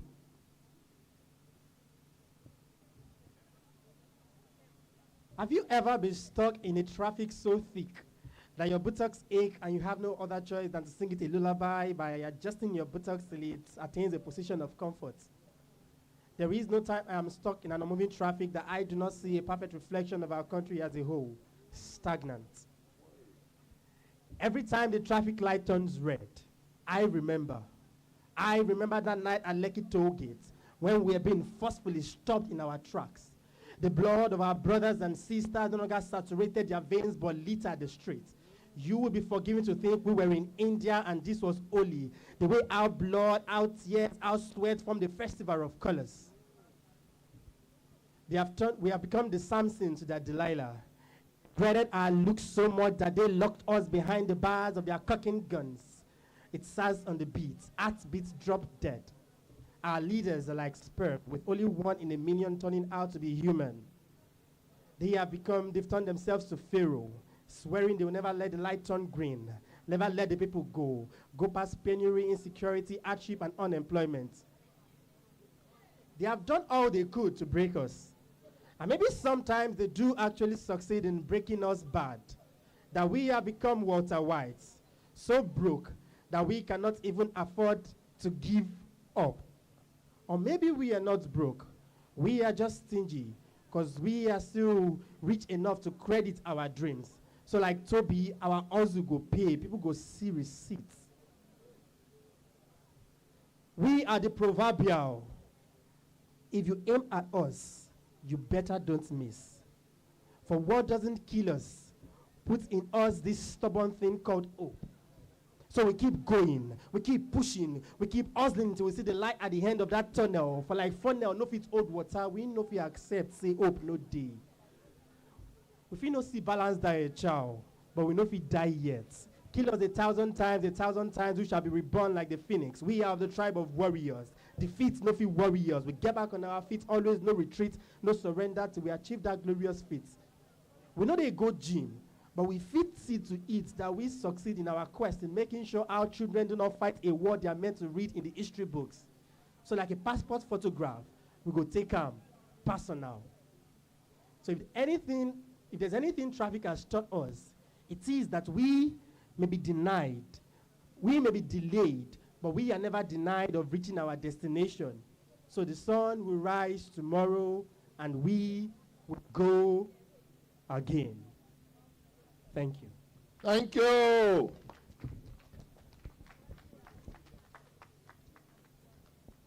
Both set is a barrister at law.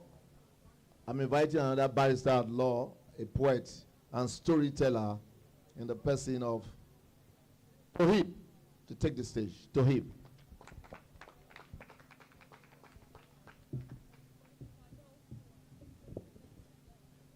I'm highly delighted to be here. Good evening, everybody. So my name is Tohib Oluwatoyin Alade with the sobriquet Legal Poet. So what inspired this particular piece? It goes out to not just lawyers, but all professionals out there struggling for recognition and survival. So I titled this, The Law, The Law. The Law, The Law. That misleading phrase, when chanted, gets my head to swell like some Ijebu gari soaked in some unlucky waters for about 3 hours. And it only takes 3 steps to determine the sincerity of this reality. If it is chanted once, the law, it is fine. If it is chanted twice, the law, it is nice. If it is chanted thrice, the law, na scam. Obina wouldn't pay my professional fee, yet he would chant, the law. I have a lot of POS stores in Nalaba International Market. Obina, fintech matters have arisen. Go and defend yourself. Mala Musa would chant, hey, the law. I have a lot of I have a lot of businesses. Mala Madamu, commercial law matters have arisen. Go and defend yourself. Mr. Adisa would chant, the law. It's like, may God just create you with moving of application. You were just moving. That the judge was motionless. Thank you very much, Mr. Adisa. But where is my appearance fee? I have been the law to an extent that malnutrition hit my bank accounts. You see, the many zeros in my bank accounts are only symptoms of the financial kwashoko that has hit my bank accounts. My account was the law to an extent that it cannot check its own balance. Look, don't let them delaw you when they tell you they know a lawyer that does it cheaper. Don't let them delaw you when they're willing to pay the police and nothing for your sweat. Finally, if you won't pay me for this performance, please don't delaw me. Thank you.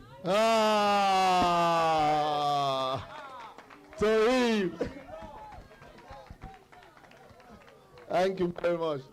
So we'll be leaving. We'll be reserving Toby Abiodun to come much later. But at this point, I want to invite upstage. I am indomitable. Can we give it up for? I am indomitable. Good evening, everybody. All right, so I'll be performing a poem dedicated to the theme of today, which is Breakout. Hope is a stubborn thing. What next? Should I call or text? No. I'll do what I know best, so I'll write. This is not to impose a path on anyone. Last, everybody go arrive at a destination. Whether you follow left or right, the journey knows the winner. This is a letter to all purpose-driven folks. What's next when no one is interested in your opinion? In the absence of praises that gives you the drive to act faster, is that a break? When failure itches like a bus stop, you never wanted to, but you just had to stop. I'd like to welcome you to a home of positive expectations where you don't have to put your head on the line for your name to be on the headline. We're all pregnant of hope, but our reality lies in our actions. Whether to abort or to deliver its possibilities, I urge you to clearly define what success is to you, so when you have all you hope for, you won't be repeating the words of Peggy Lee's song saying, is that all there is? If you've hoped for your face to earn a fortune like Michael Jordan, then be ready to stretch yourself so much that your impact flows to the world farther than the river Jordan. It's useless to upgrade with the latest fashion if your personal growth is daily becoming an outdated version. Breakout. Fulfillment is actually in the journey and not the result. It's in becoming and not just having. Trust your cocoon stage. You're one step away from giving the world butterflies with what you've got. What you call the end of the road might just be the Red Sea that needs to be parted. If hope is a stubborn thing, then be the goat. You don't have to be messy to dribble your way out. Thank you.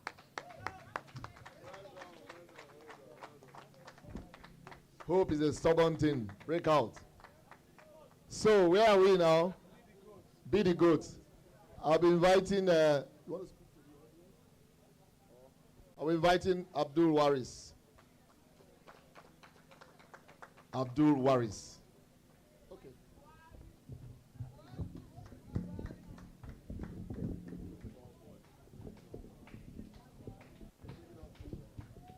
Yeah, I am Abimbola Abdul Waris Adebayo.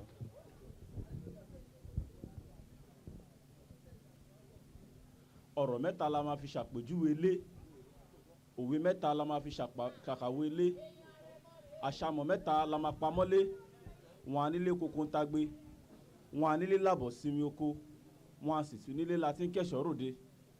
They say charity begins at home, but what they call a place that houses nostalgic depression, a place that takes you back to where you never came from, reminds you of the sacrilege committed before your existence. What should this be called? A house or a home? What do you call a place where love is a collective responsibility, where sleeping is a transit to the valley of paradise, a place where peace can't be turned into pieces and the kitchen time for noodles, crunches, grudges till it fades? Answer me, please. What should it be called? A house or a home? Maybe houses are built with sticks and stones. Maybe home is a place where dreams are being nurtured. Maybe glory only grows at home to build dream houses. Maybe priorities have been misplaced on houses instead of homes. Just maybe, a house is what I've always called home. A child who is gifted with longevity becomes an adult. But an adult whose mental health has been adulterated from childhood grows with psychopathic traits. At 7, daddy is a boxer. Every pimple on mommy's face is a punching bag that grows tumor from daddy's punch. His childhood traumatic experience is a negative nostalgic feeling. Thought this could change while growing up, but the more years take a stroll annually, the more daddy gets strokes of emotion lashing words. The more daddy gets lashed, the more the sitting room set to host the biggest restomania in the community.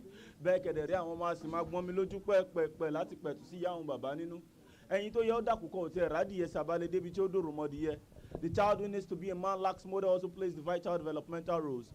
The models who supports is a brick to build him lives with a broken face, broken heart, and a cracked skull. Torí bọ́mọ Ọbásan lórí ni ọmọ rẹ̀ kọ́ ń gbọ́pàá gírí ẹsẹ̀ ìgárá ọlọ́ṣà kò tún dúró fẹ̀yìn ṣá. Òròmọdìyẹ tó fẹ́ dàkúkọ tí ó kọ lágbá òsì ní rìn lágbọ́nrin àṣà. Torí kọ̀lọ̀kọ̀lọ̀ tó sọ àgbàdo mọ́dí ni kì máa ń ṣohun àárín-fìn. Àtijẹ àti imú ló sọ lọ́lá ẹ̀jùdájà àgbòrò.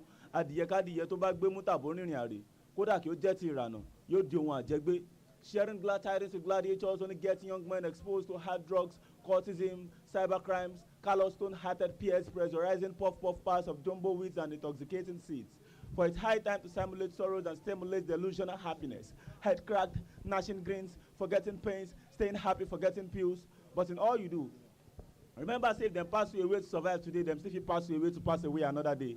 Na gallant soldier you be, so no dey fold up. Amidst any gbege, your heart suppose strong kakaraka. If you reach to cry, abeg make the tears flow. Na man you be no be robotic still. Crying out your pain still no mean say you weak. You normal make mixed feelings and emotions. They come left, right, center, from any flank or wing. Because if life na football pitch, just know say as a man na midfield today. And as a citizen on the pitch, before you see any KDB wey go assist you, you have to fill up your enthusiasm and passion for the goals while folding your emotional chaos. Even if they be red devils, tell them say you no be bench warmer and to wear number 7 no dey necessary for you to mount them out of your way. Oshamo Mokpe, everywhere na way, but no go pass the way we go lead you astray. Abdul Waris. Abdul Waris. Abdul Waris, another unique poet to look out for. Please give it up for Abdul Waris. He has a way of using all the major languages to perform his poem. And the first time I encountered him was at the Gallery Poetry Slam, held sometime this year. So I'm very happy he's been able to do the same thing and better. But at this juncture, I don't want us to have a situation where one of our very, very renowned poets who has a show upcoming next week to perform while this hall is going thin. I'll invite upstage Toby Abiodun.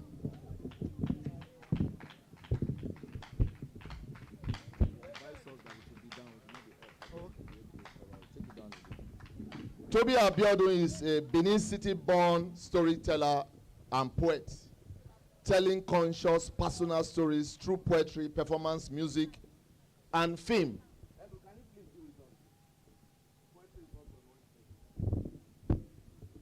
He is heavily influenced by his upbringing, a soft command of words and raw delivery. His short story, Eyes Like the Burning End of a Cigarette, was long listed for the Pin Prize for Fiction. His poems have appeared in Nancy Green's Animal Press, Feral, How to Fall in Love Anthology, Names and Talks, Komurebi Magazine, Malimbe Magazine, Quality Press, Millennial Pop, and are forthcoming elsewhere.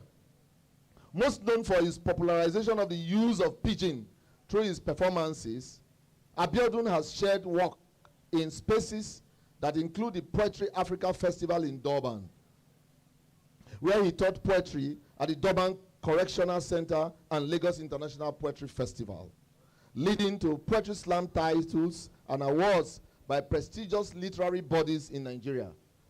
He currently teaches poetry to young children in the Oworonshoki community as a means to keep them aware and expressive. Toby has shared his work on numerous platforms, including BBC Radio London.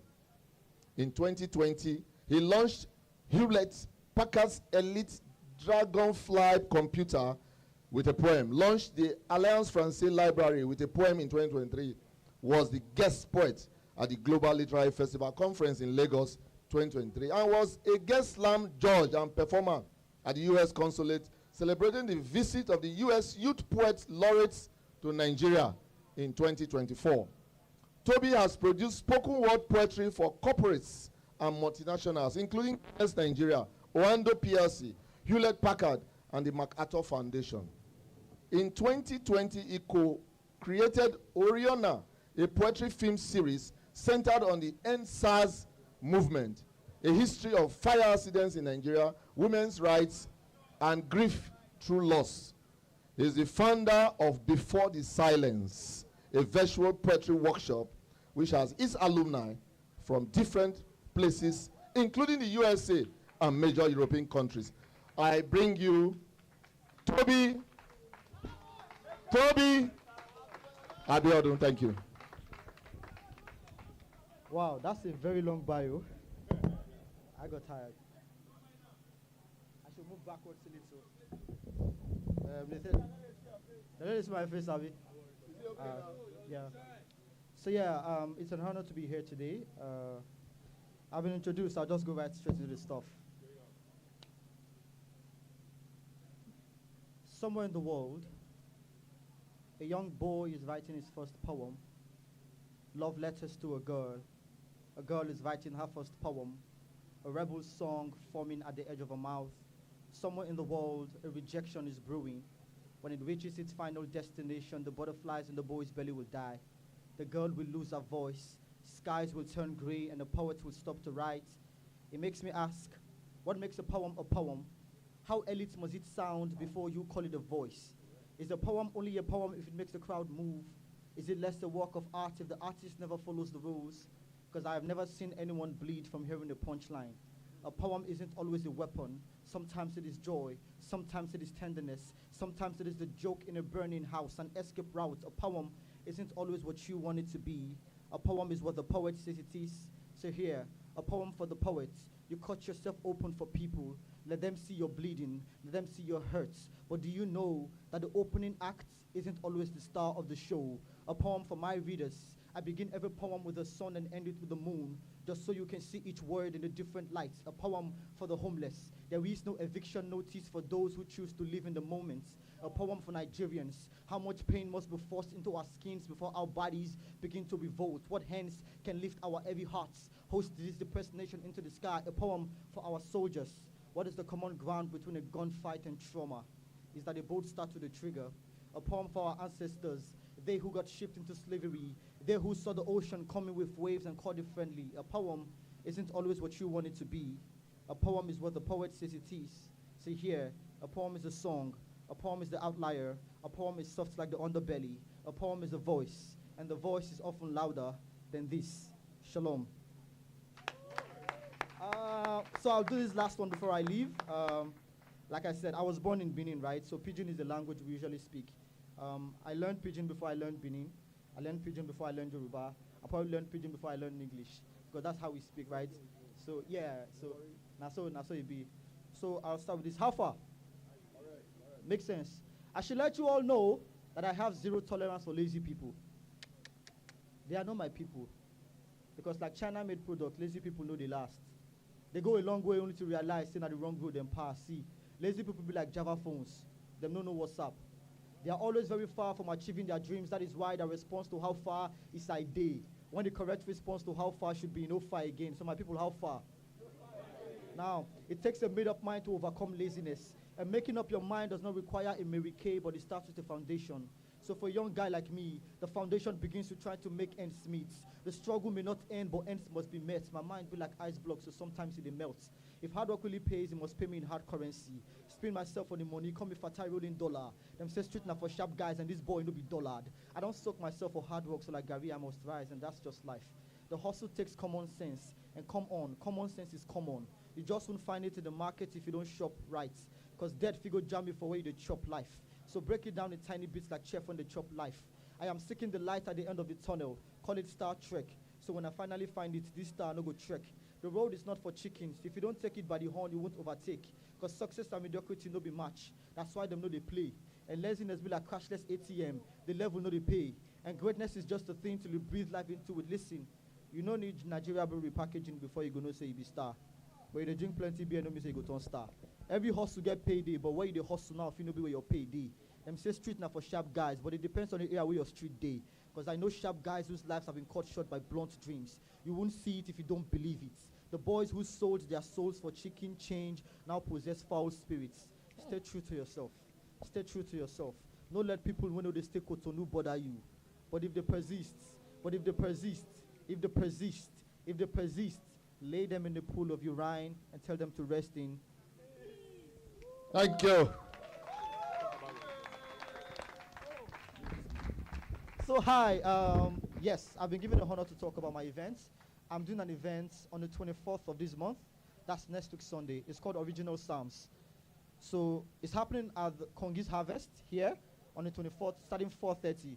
I have just 1 hour to do the show because I'm doing it at the Lagos Fringe. I have just 1 hour. So when I say 4:30, it means I'm starting 4:30. No Africa man time. I think it's going to be a place where you experience a different side of me. There's going to be music. It's going to be a very spiritual experience. So yeah, come around. Ticket is 5K. You're welcome. Yeah, I think I just have to do that because it's an opportunity. It's a platform we need to use well. I've bought my ticket myself already. Who is going to buy a ticket here? Anyone?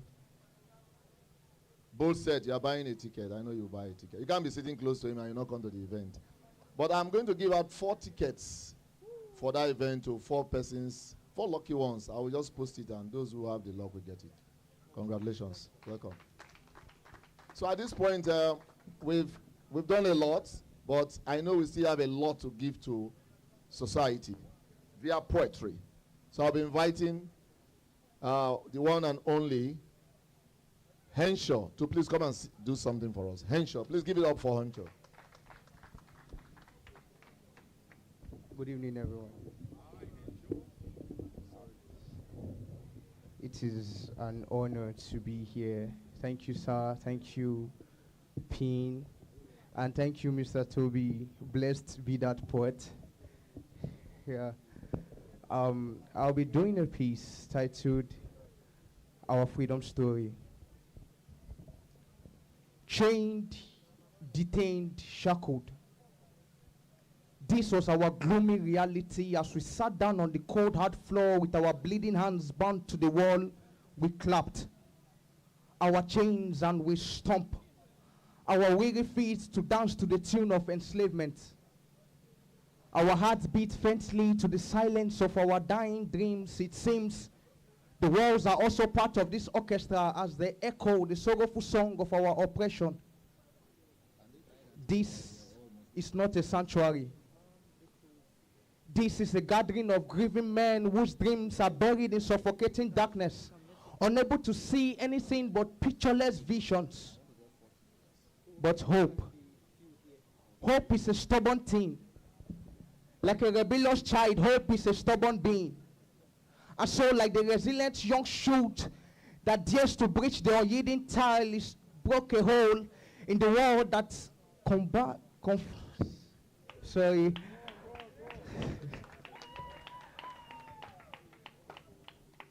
So, like the resilient young shoot that dares to breach the unyielding tile, it broke a hole in the wall that confines our soul. And here comes the ray of light piercing the darkness, and an eerie voice to break the silence. Break out. A whisper that was loud enough to make our prison tremble. And in that timely moment, hope found a place, planted in our heart. Fresh possibilities sprouted in our minds. Our buried dreams will now grow into mighty trees with fruit. We nourish generations. Our declaration. We no go gree, oh, we no go gree. We will no longer succumb to the limitation of social expectations. You starve us. But as you choose to be forced, we don't chop liver now.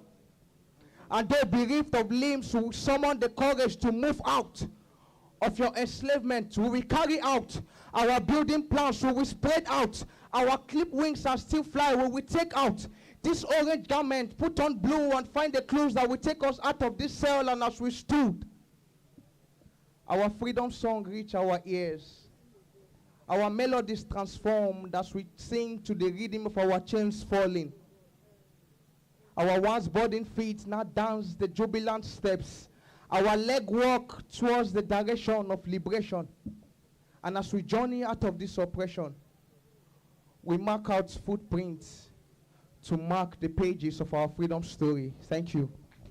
Thank you so much, Henshaw. First time I have you on stage. My dear, it has been announced that you can connect with us on the social media platforms, starting from Facebook, Twitter, or X, former Twitter, Instagram, Nation. You can connect on Nation to see what is happening here live. Please do that if you are free. I'll be inviting the one that I've always introduced as having graced the Poets in Nigeria stage in several parts of this country. The one who is a pioneer member of Poets in Nigeria, small but mighty. Some people say she's a solutionist, and she said yes, she's a solutionist. Solutionist Clementina, please give it up for her. She just came back from Enugu where she went for a performance. You're welcome.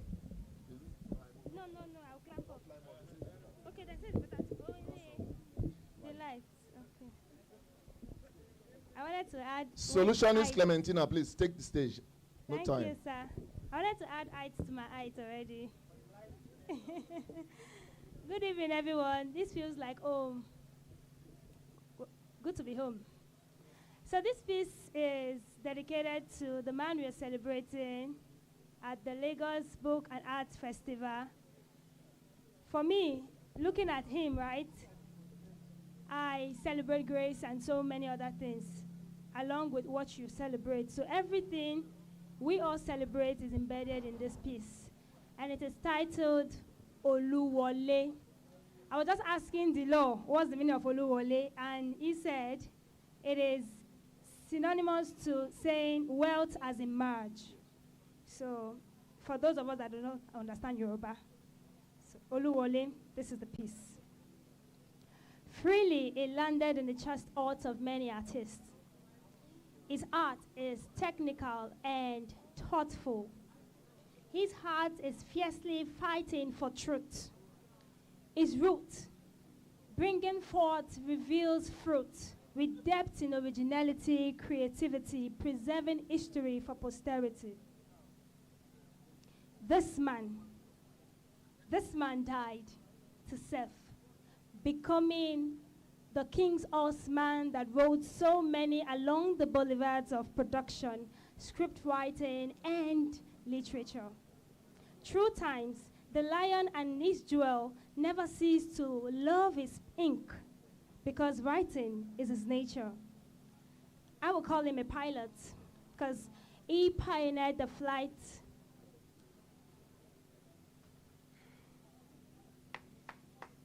Go on, go on,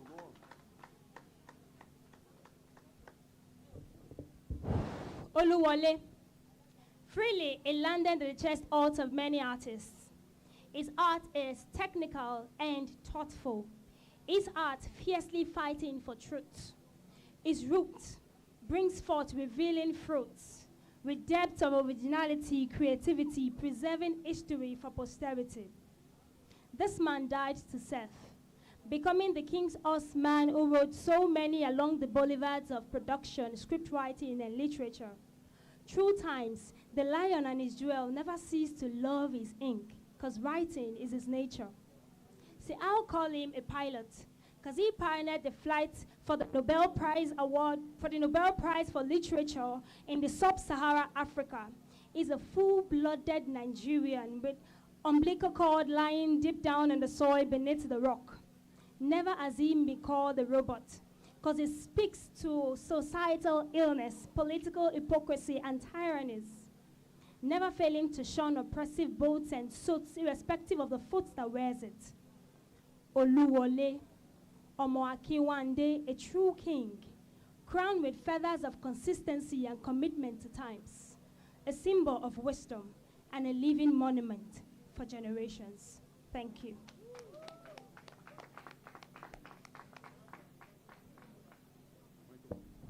We'll be rounding up this session because we are going to be moving to the food court.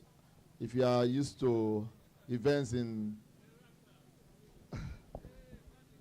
if we are used to events here, when we have great events like this, we switch from one session to another session, another stage to another stage. So we're going to the food court any moment, but I'll be inviting Jacob Super, to please give us his thing. I also encountered him at the Gallery Poetry Slam, and he's one of the best around. Thank you.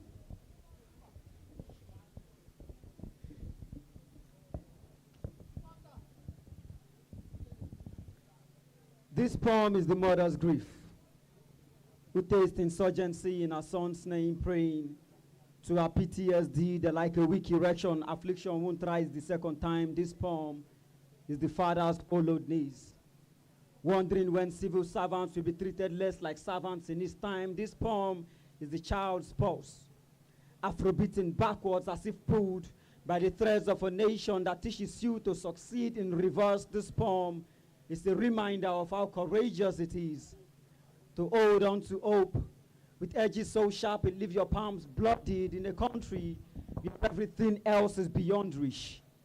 Food, justice, the will to live, welded to your skin till it becomes muscle memory, coping mechanism for such fractured reality, hope that I will wake up tomorrow to a place where men with bellies shaped like padded budgets won't think themselves gods, seated in high places, far above accountability when they misplace priorities, like remixing our national anthem to reduce the cost of things, like hardship allowance for senators who obviously struggle to feed. Hope that our egos won't continue to fracture the fault lines of this amalgamation. In other words, we won't defend our unity and uphold our honor and glory only when it involves Nigerian jollof.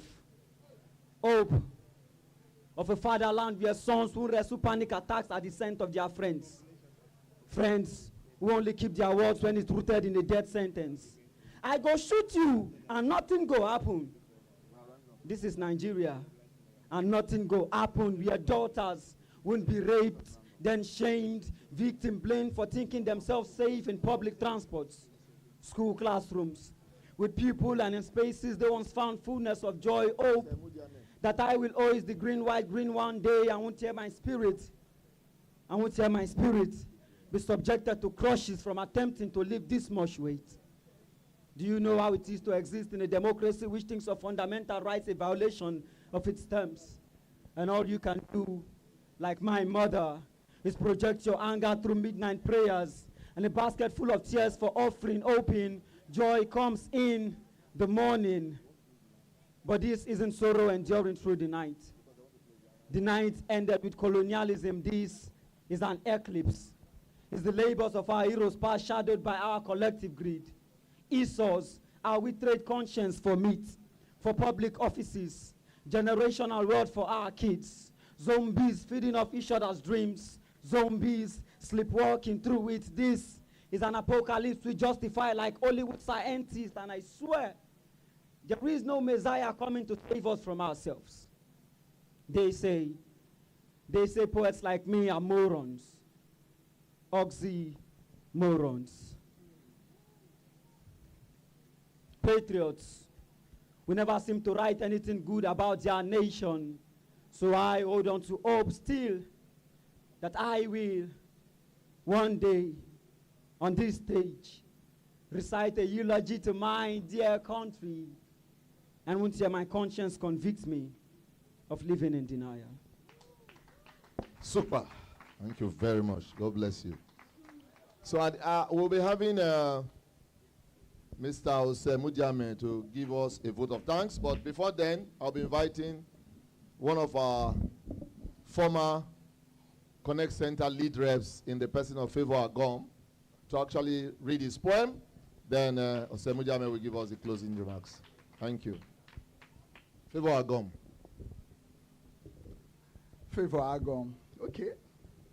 So this is actually the theme of Labaf, Pin Labaf 2024, and we'll be real quick about this. We spend a whole lifetime hoping for better tomorrows. Tomorrows that unveil at dawn and sleep away at dusk. Out here, there are no better tomorrows. New days are actually worse days. Hope to me is nothing but brutal futility, like mortal brutality, more like Mortal Kombat, fatal brutality. Simulation actually drain us. We hope still. Even at Dado stole our smile, but we don't mind. See, pain is still a pain, recipe for disaster, but we hope still. They birthed heroes when they massacred us. Then we lost counts of the heroes they created at the death tolls at toll gates. So we are from a clan of warriors. We wear hope in our adire. Unhinged, unhindered, unstoppable, and like the sound of freedom, we are mild to our ears. We are products of Maya's prophecy. Hope is fire to our bones. Our bloodstream is a furnace of hope. And like dawn of a new day, like the dawn of a new day, when we finally rise up and kiss the sky, our hope will bloom and blossom like the lilies of Lebanon. Thank you.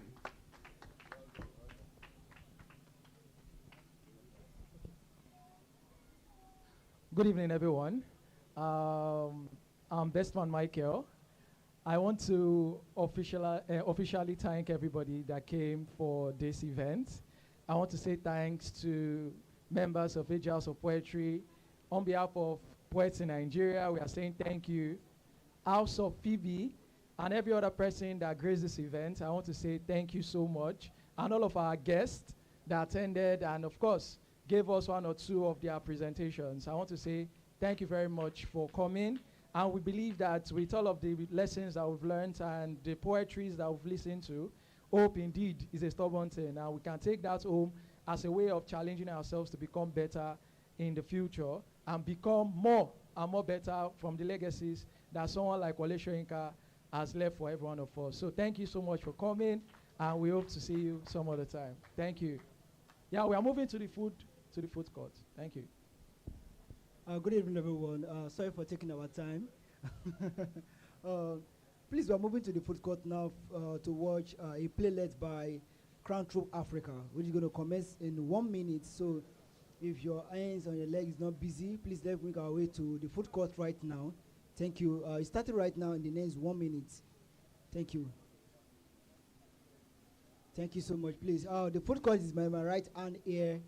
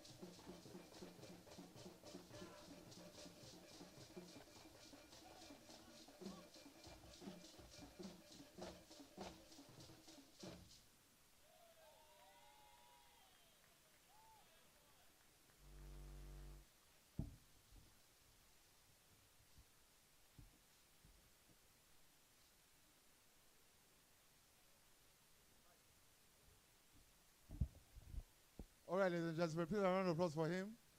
We'll be here again on Friday. But I'd like German to come and tell us a little bit about this gentleman. This way, this is. Yes, you know, this was just a snippet of what we were doing here during the course of this week. A round of applause for German. You don't know German. Don't worry, he's going to retire. This is, and he's giving it for these young people that are doing great things at this festival. No, I'm not supposed to be. I just want to say, where's Shegun? No, Shegun Olabisi, who just performed. I just want to say that, you know, there's something we say about continuity. Shegun Olabisi joined us as a secondary school student when we were at National Theatre. He was, I think he was the littlest boy at National Theatre. In fact, the only thing we were using him for was to go and buy us cigarettes, and I don't want you listening to hear what I'm going. Under that big tree, cigarette and okay. But you know, every time you say, "Please put me on stage," I think I have something to offer. The first time he appeared on stage to do this fire thing, we all know about Joe Ladipo's fire eating. I think this was very, very authentic, because the fire will come out, and where does it come from? Okay, that's Shegun. And so this year, and then he has gone on. He lived in Cotonou. Then he went to Paris, and he became a very, very big man. I mean, this is not an ordinary guy. He's all over the world. So when he said, "I'm coming to Lagos," I said, "We cannot afford you. We don't have."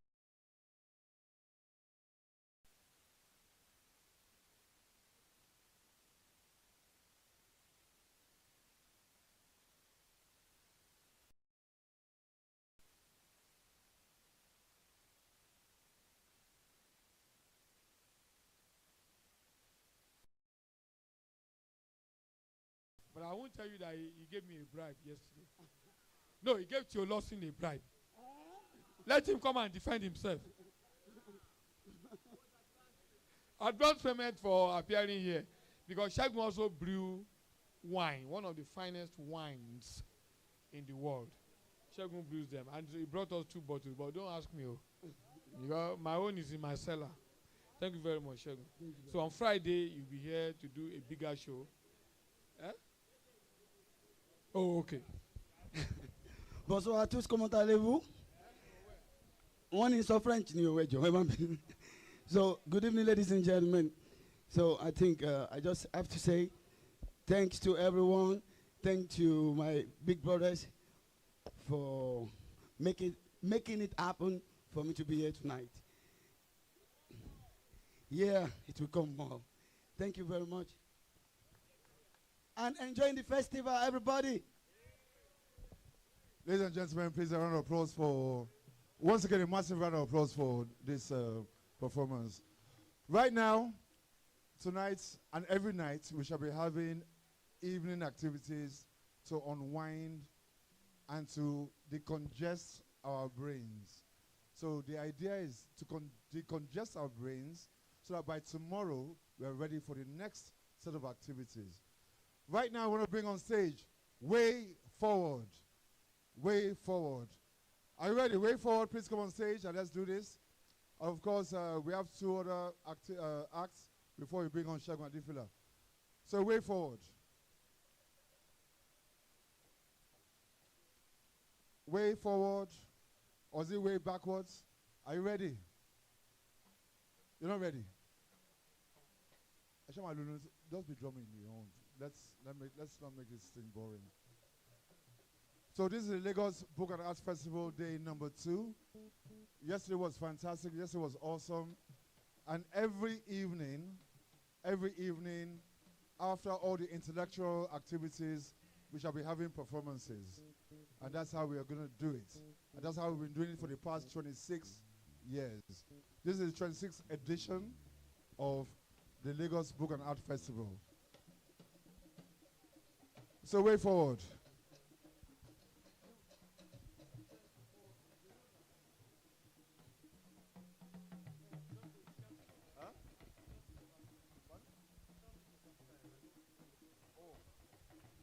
So this has been produced by the Crown Troop of Africa.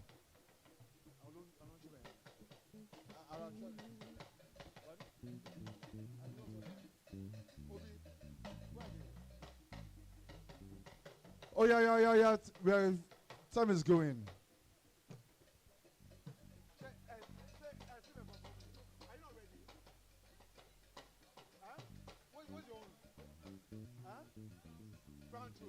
Oh, okay.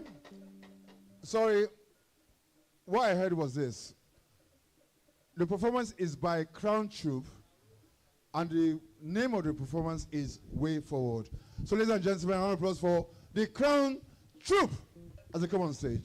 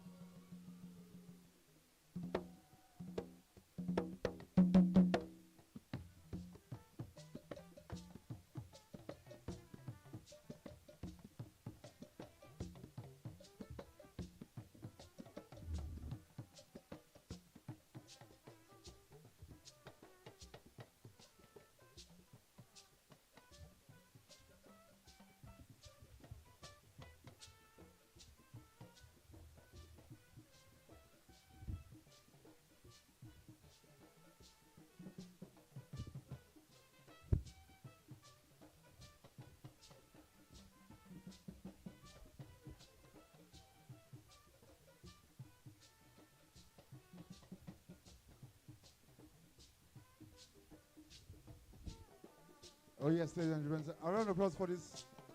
A round of applause for this performance. A round of applause. Please do that. Most importantly, a massive shout out to the Crown Troop. They've been wonderful. Yes. While they're setting up for the next set of performances, let's not forget that the Lagos Book and Art Festival continues tomorrow from 10 o'clock in the morning, and we shall be having enough activities. So, ladies and gentlemen, we present the bands.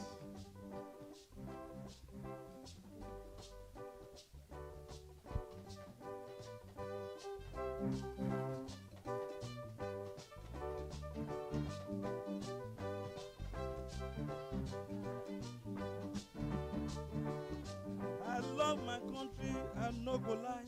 Now inside down, I go live and die. I know my country, I no go lie. Now me and him, we go yap till I die.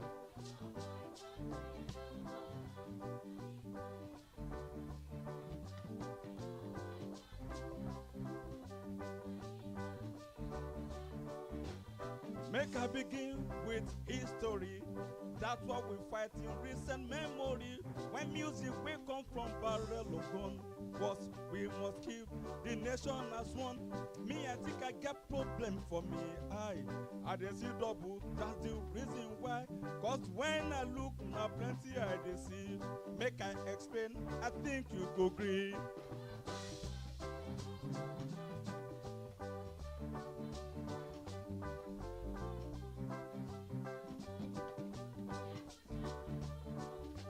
Make you no worry, both nations be friends.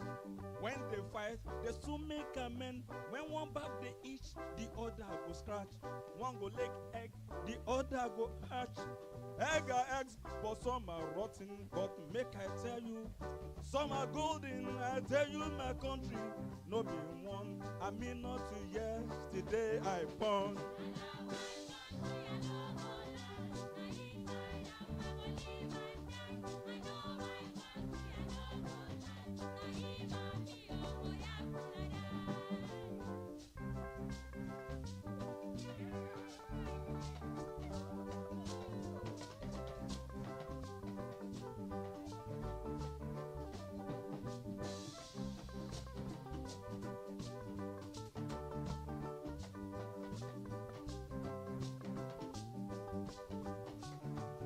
See, one go proud, the other go meek.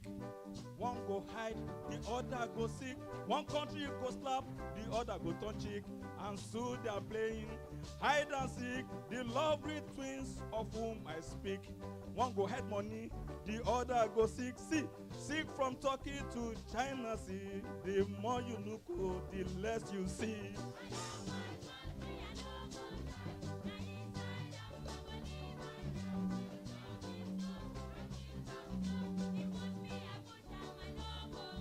You thief 10 kobo, they put you for prison. You thief 10 million, then go give you reason, then go give you chieftaincy and national honor. You thief even bigger, they go. The country high, money they see. I know they sing, oh, I don't miss my line.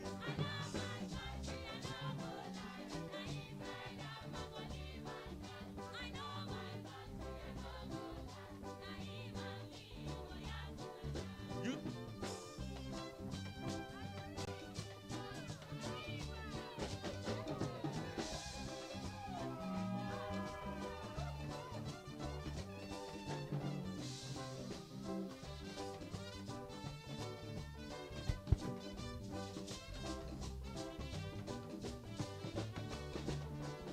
One time we stack granite so high, like pyramid, it nearly reached the sky. Palm oil they flow from here to London. Cassava, plantain, our fruits be champion. Na cocoa competition with that of Ghana. Mouth the water to do the banana. Yam way big like wrestler style, with rice waiting like takpa rice. But now to eat na half my budget. Food they cost like golden nugget. The rain where they fall From open sky, in holy they float, presidential rise.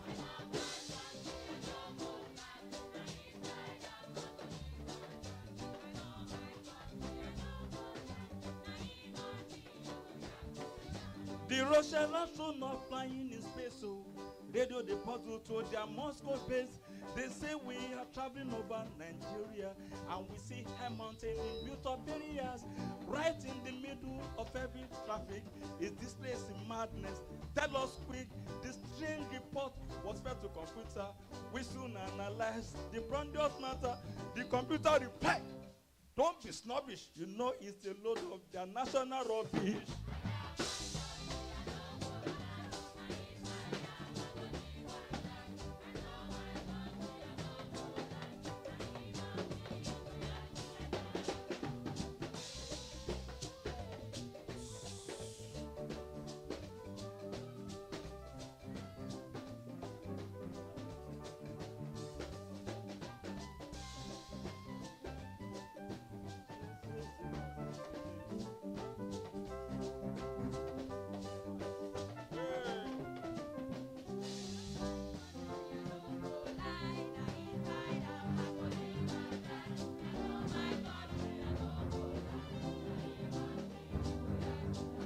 In this my nation, all is free.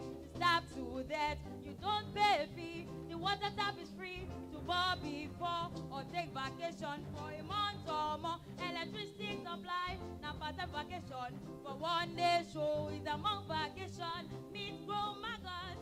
Fish to smell, you leave your soup for fridge. He goes well, the doctor will begin the operation. Now can do go finish. In section, the mortuary deck, come take your body.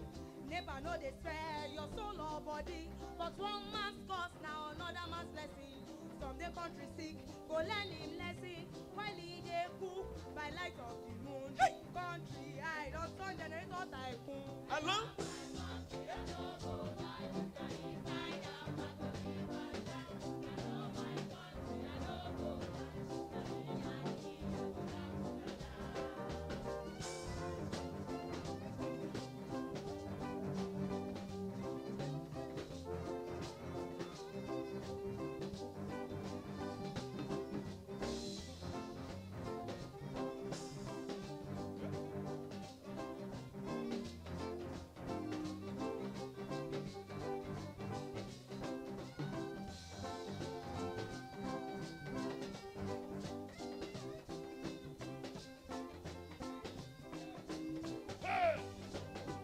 One morning time, I wake from my bed and the radio say I sick from my head. No, make I talk true. The thing where you mention as something called ethical revolution.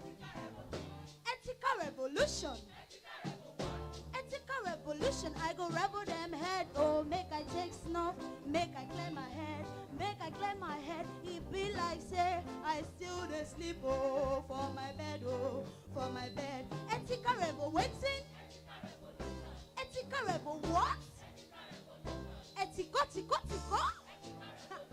Ethical revolution.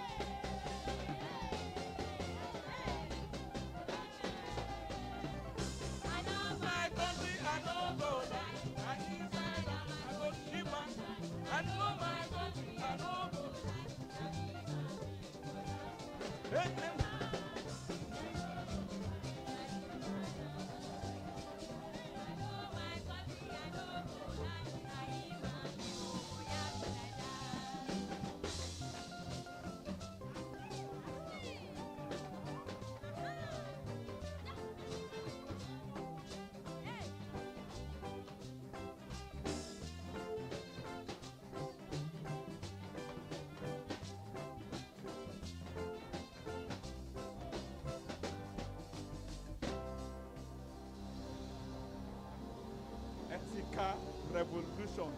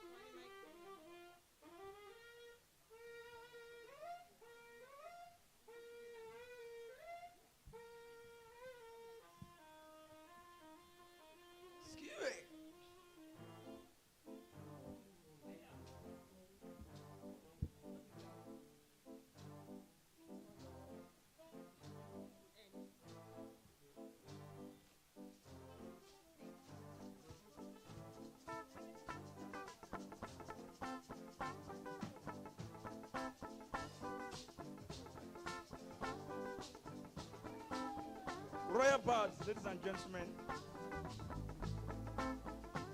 The talk say the show must go on.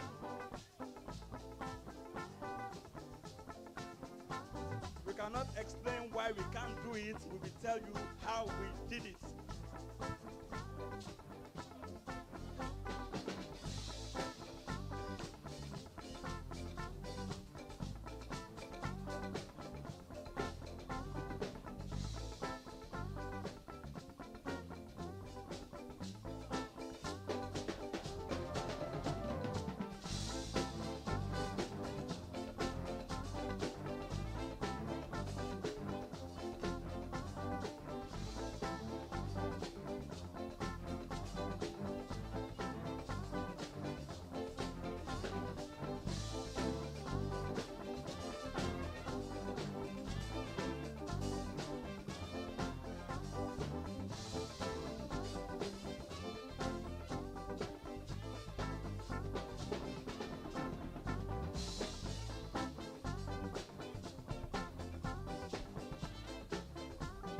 Groove on.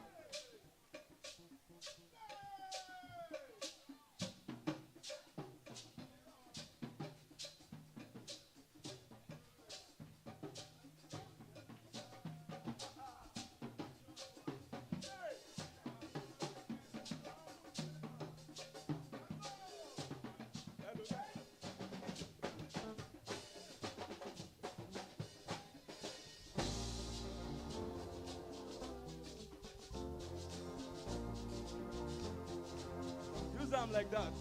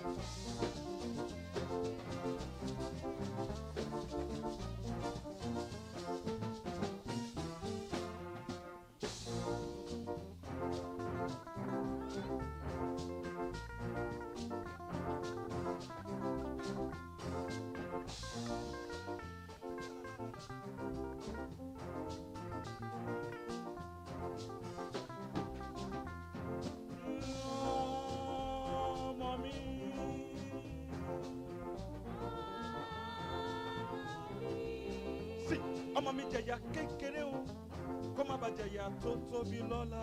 ọmọ mi jẹ̀yà kékeré o kó má bàa jẹ̀yà tó tóbi lọ́la. ọmọ mi jẹ̀yà kékeré o kó má bàa jẹ̀yà tó tóbi lọ́la.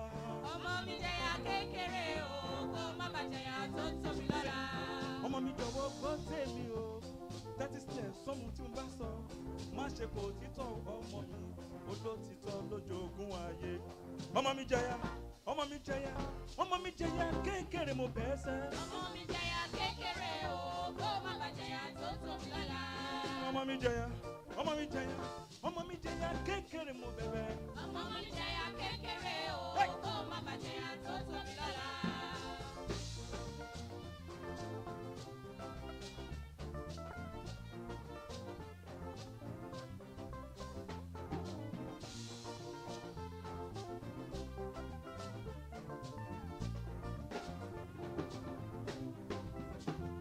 ọmọ mi jẹ̀yà kékeré o kó má bàa jẹ̀yà tó tóbi lọ́la. ọmọ mi jẹ̀yà kékeré o kó má bàa jẹ̀yà tó tóbi lọ́la. ọmọ mi jẹ̀yà kékeré o kó má bàa jẹ̀yà tó tóbi lọ́la sẹ́. ọmọ mi jẹ̀yà kékeré o kó má bàa jẹ̀yà tó tóbi lọ́la. ọmọ mi jọ̀wọ́ gbọ́ tèmi o tẹ́tí sílẹ̀ tóun tí mo bá sọ láṣepọ̀ títọ́ ọmọ mi olótìtọ́ lójoogun ayé sẹ́. ọmọ mi jẹ̀yà ọmọ mi jẹ̀yà ọmọ mi jẹ̀yà kékeré mo bẹ́ẹ̀. ọmọ mi jẹ̀yà kékeré o kó má bàa jẹ̀yà tó tóbi lọ́la. ọmọ mi jẹ̀yà ọmọ mi jẹ̀yà ọmọ mi jẹ̀yà kékeré mo bẹ́ẹ̀ sẹ́. ọmọ mi jẹ̀yà kékeré o kó má bàa jẹ̀yà tó tóbi lọ́la.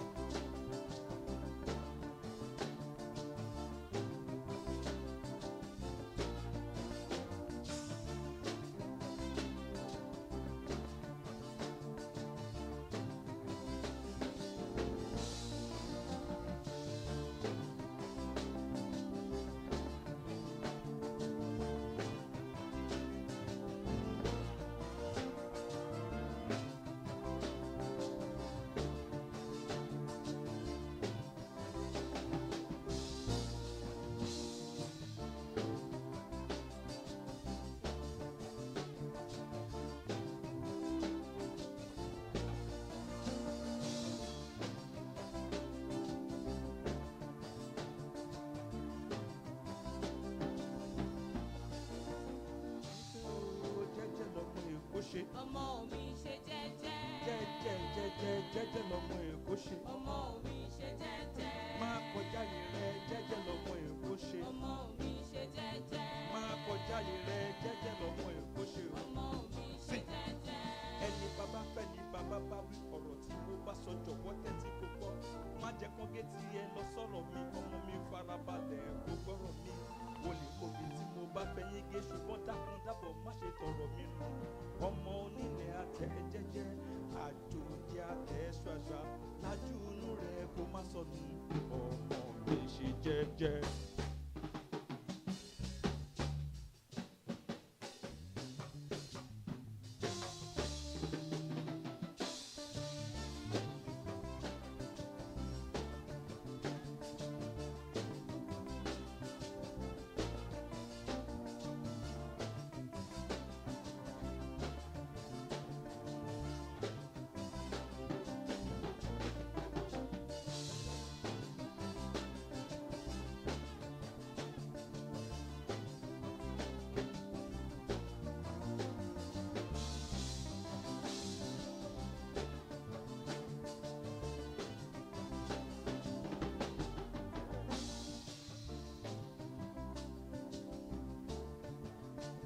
jẹ́jẹ́ o jẹ́jẹ́ lọ́mọ èkó ṣe. ọmọ mi ṣe jẹ́jẹ́. máa kọjá yìí rẹ jẹ́jẹ́ lọ́mọ èkó ṣe. ọmọ mi ṣe jẹ́jẹ́. jẹ́jẹ́ lọ́mọ èkó ṣe. ọmọ mi ṣe jẹ́jẹ́. máma kọjá yìí rẹ jẹ́jẹ́ lọ́mọ èkó ṣe. ọmọ mi ṣe jẹ́jẹ́. gbọ́ àfọwọ́bà fi sílẹ̀ láyé jẹ́ kò sóhun tó pọ̀ tílẹ̀ ò lè ga jọ̀wọ́ má ṣe bá wọn wáyé mọ̀yà ara ẹ̀ ní àdìsàn lọ́la ọmọ onílẹ̀ àtẹ jẹ́jẹ́ àjòjì àtẹ ṣọ́ṣọ́ lájú inú rẹ̀ kó má sọnù ọmọ mi ṣe jẹ́jẹ́.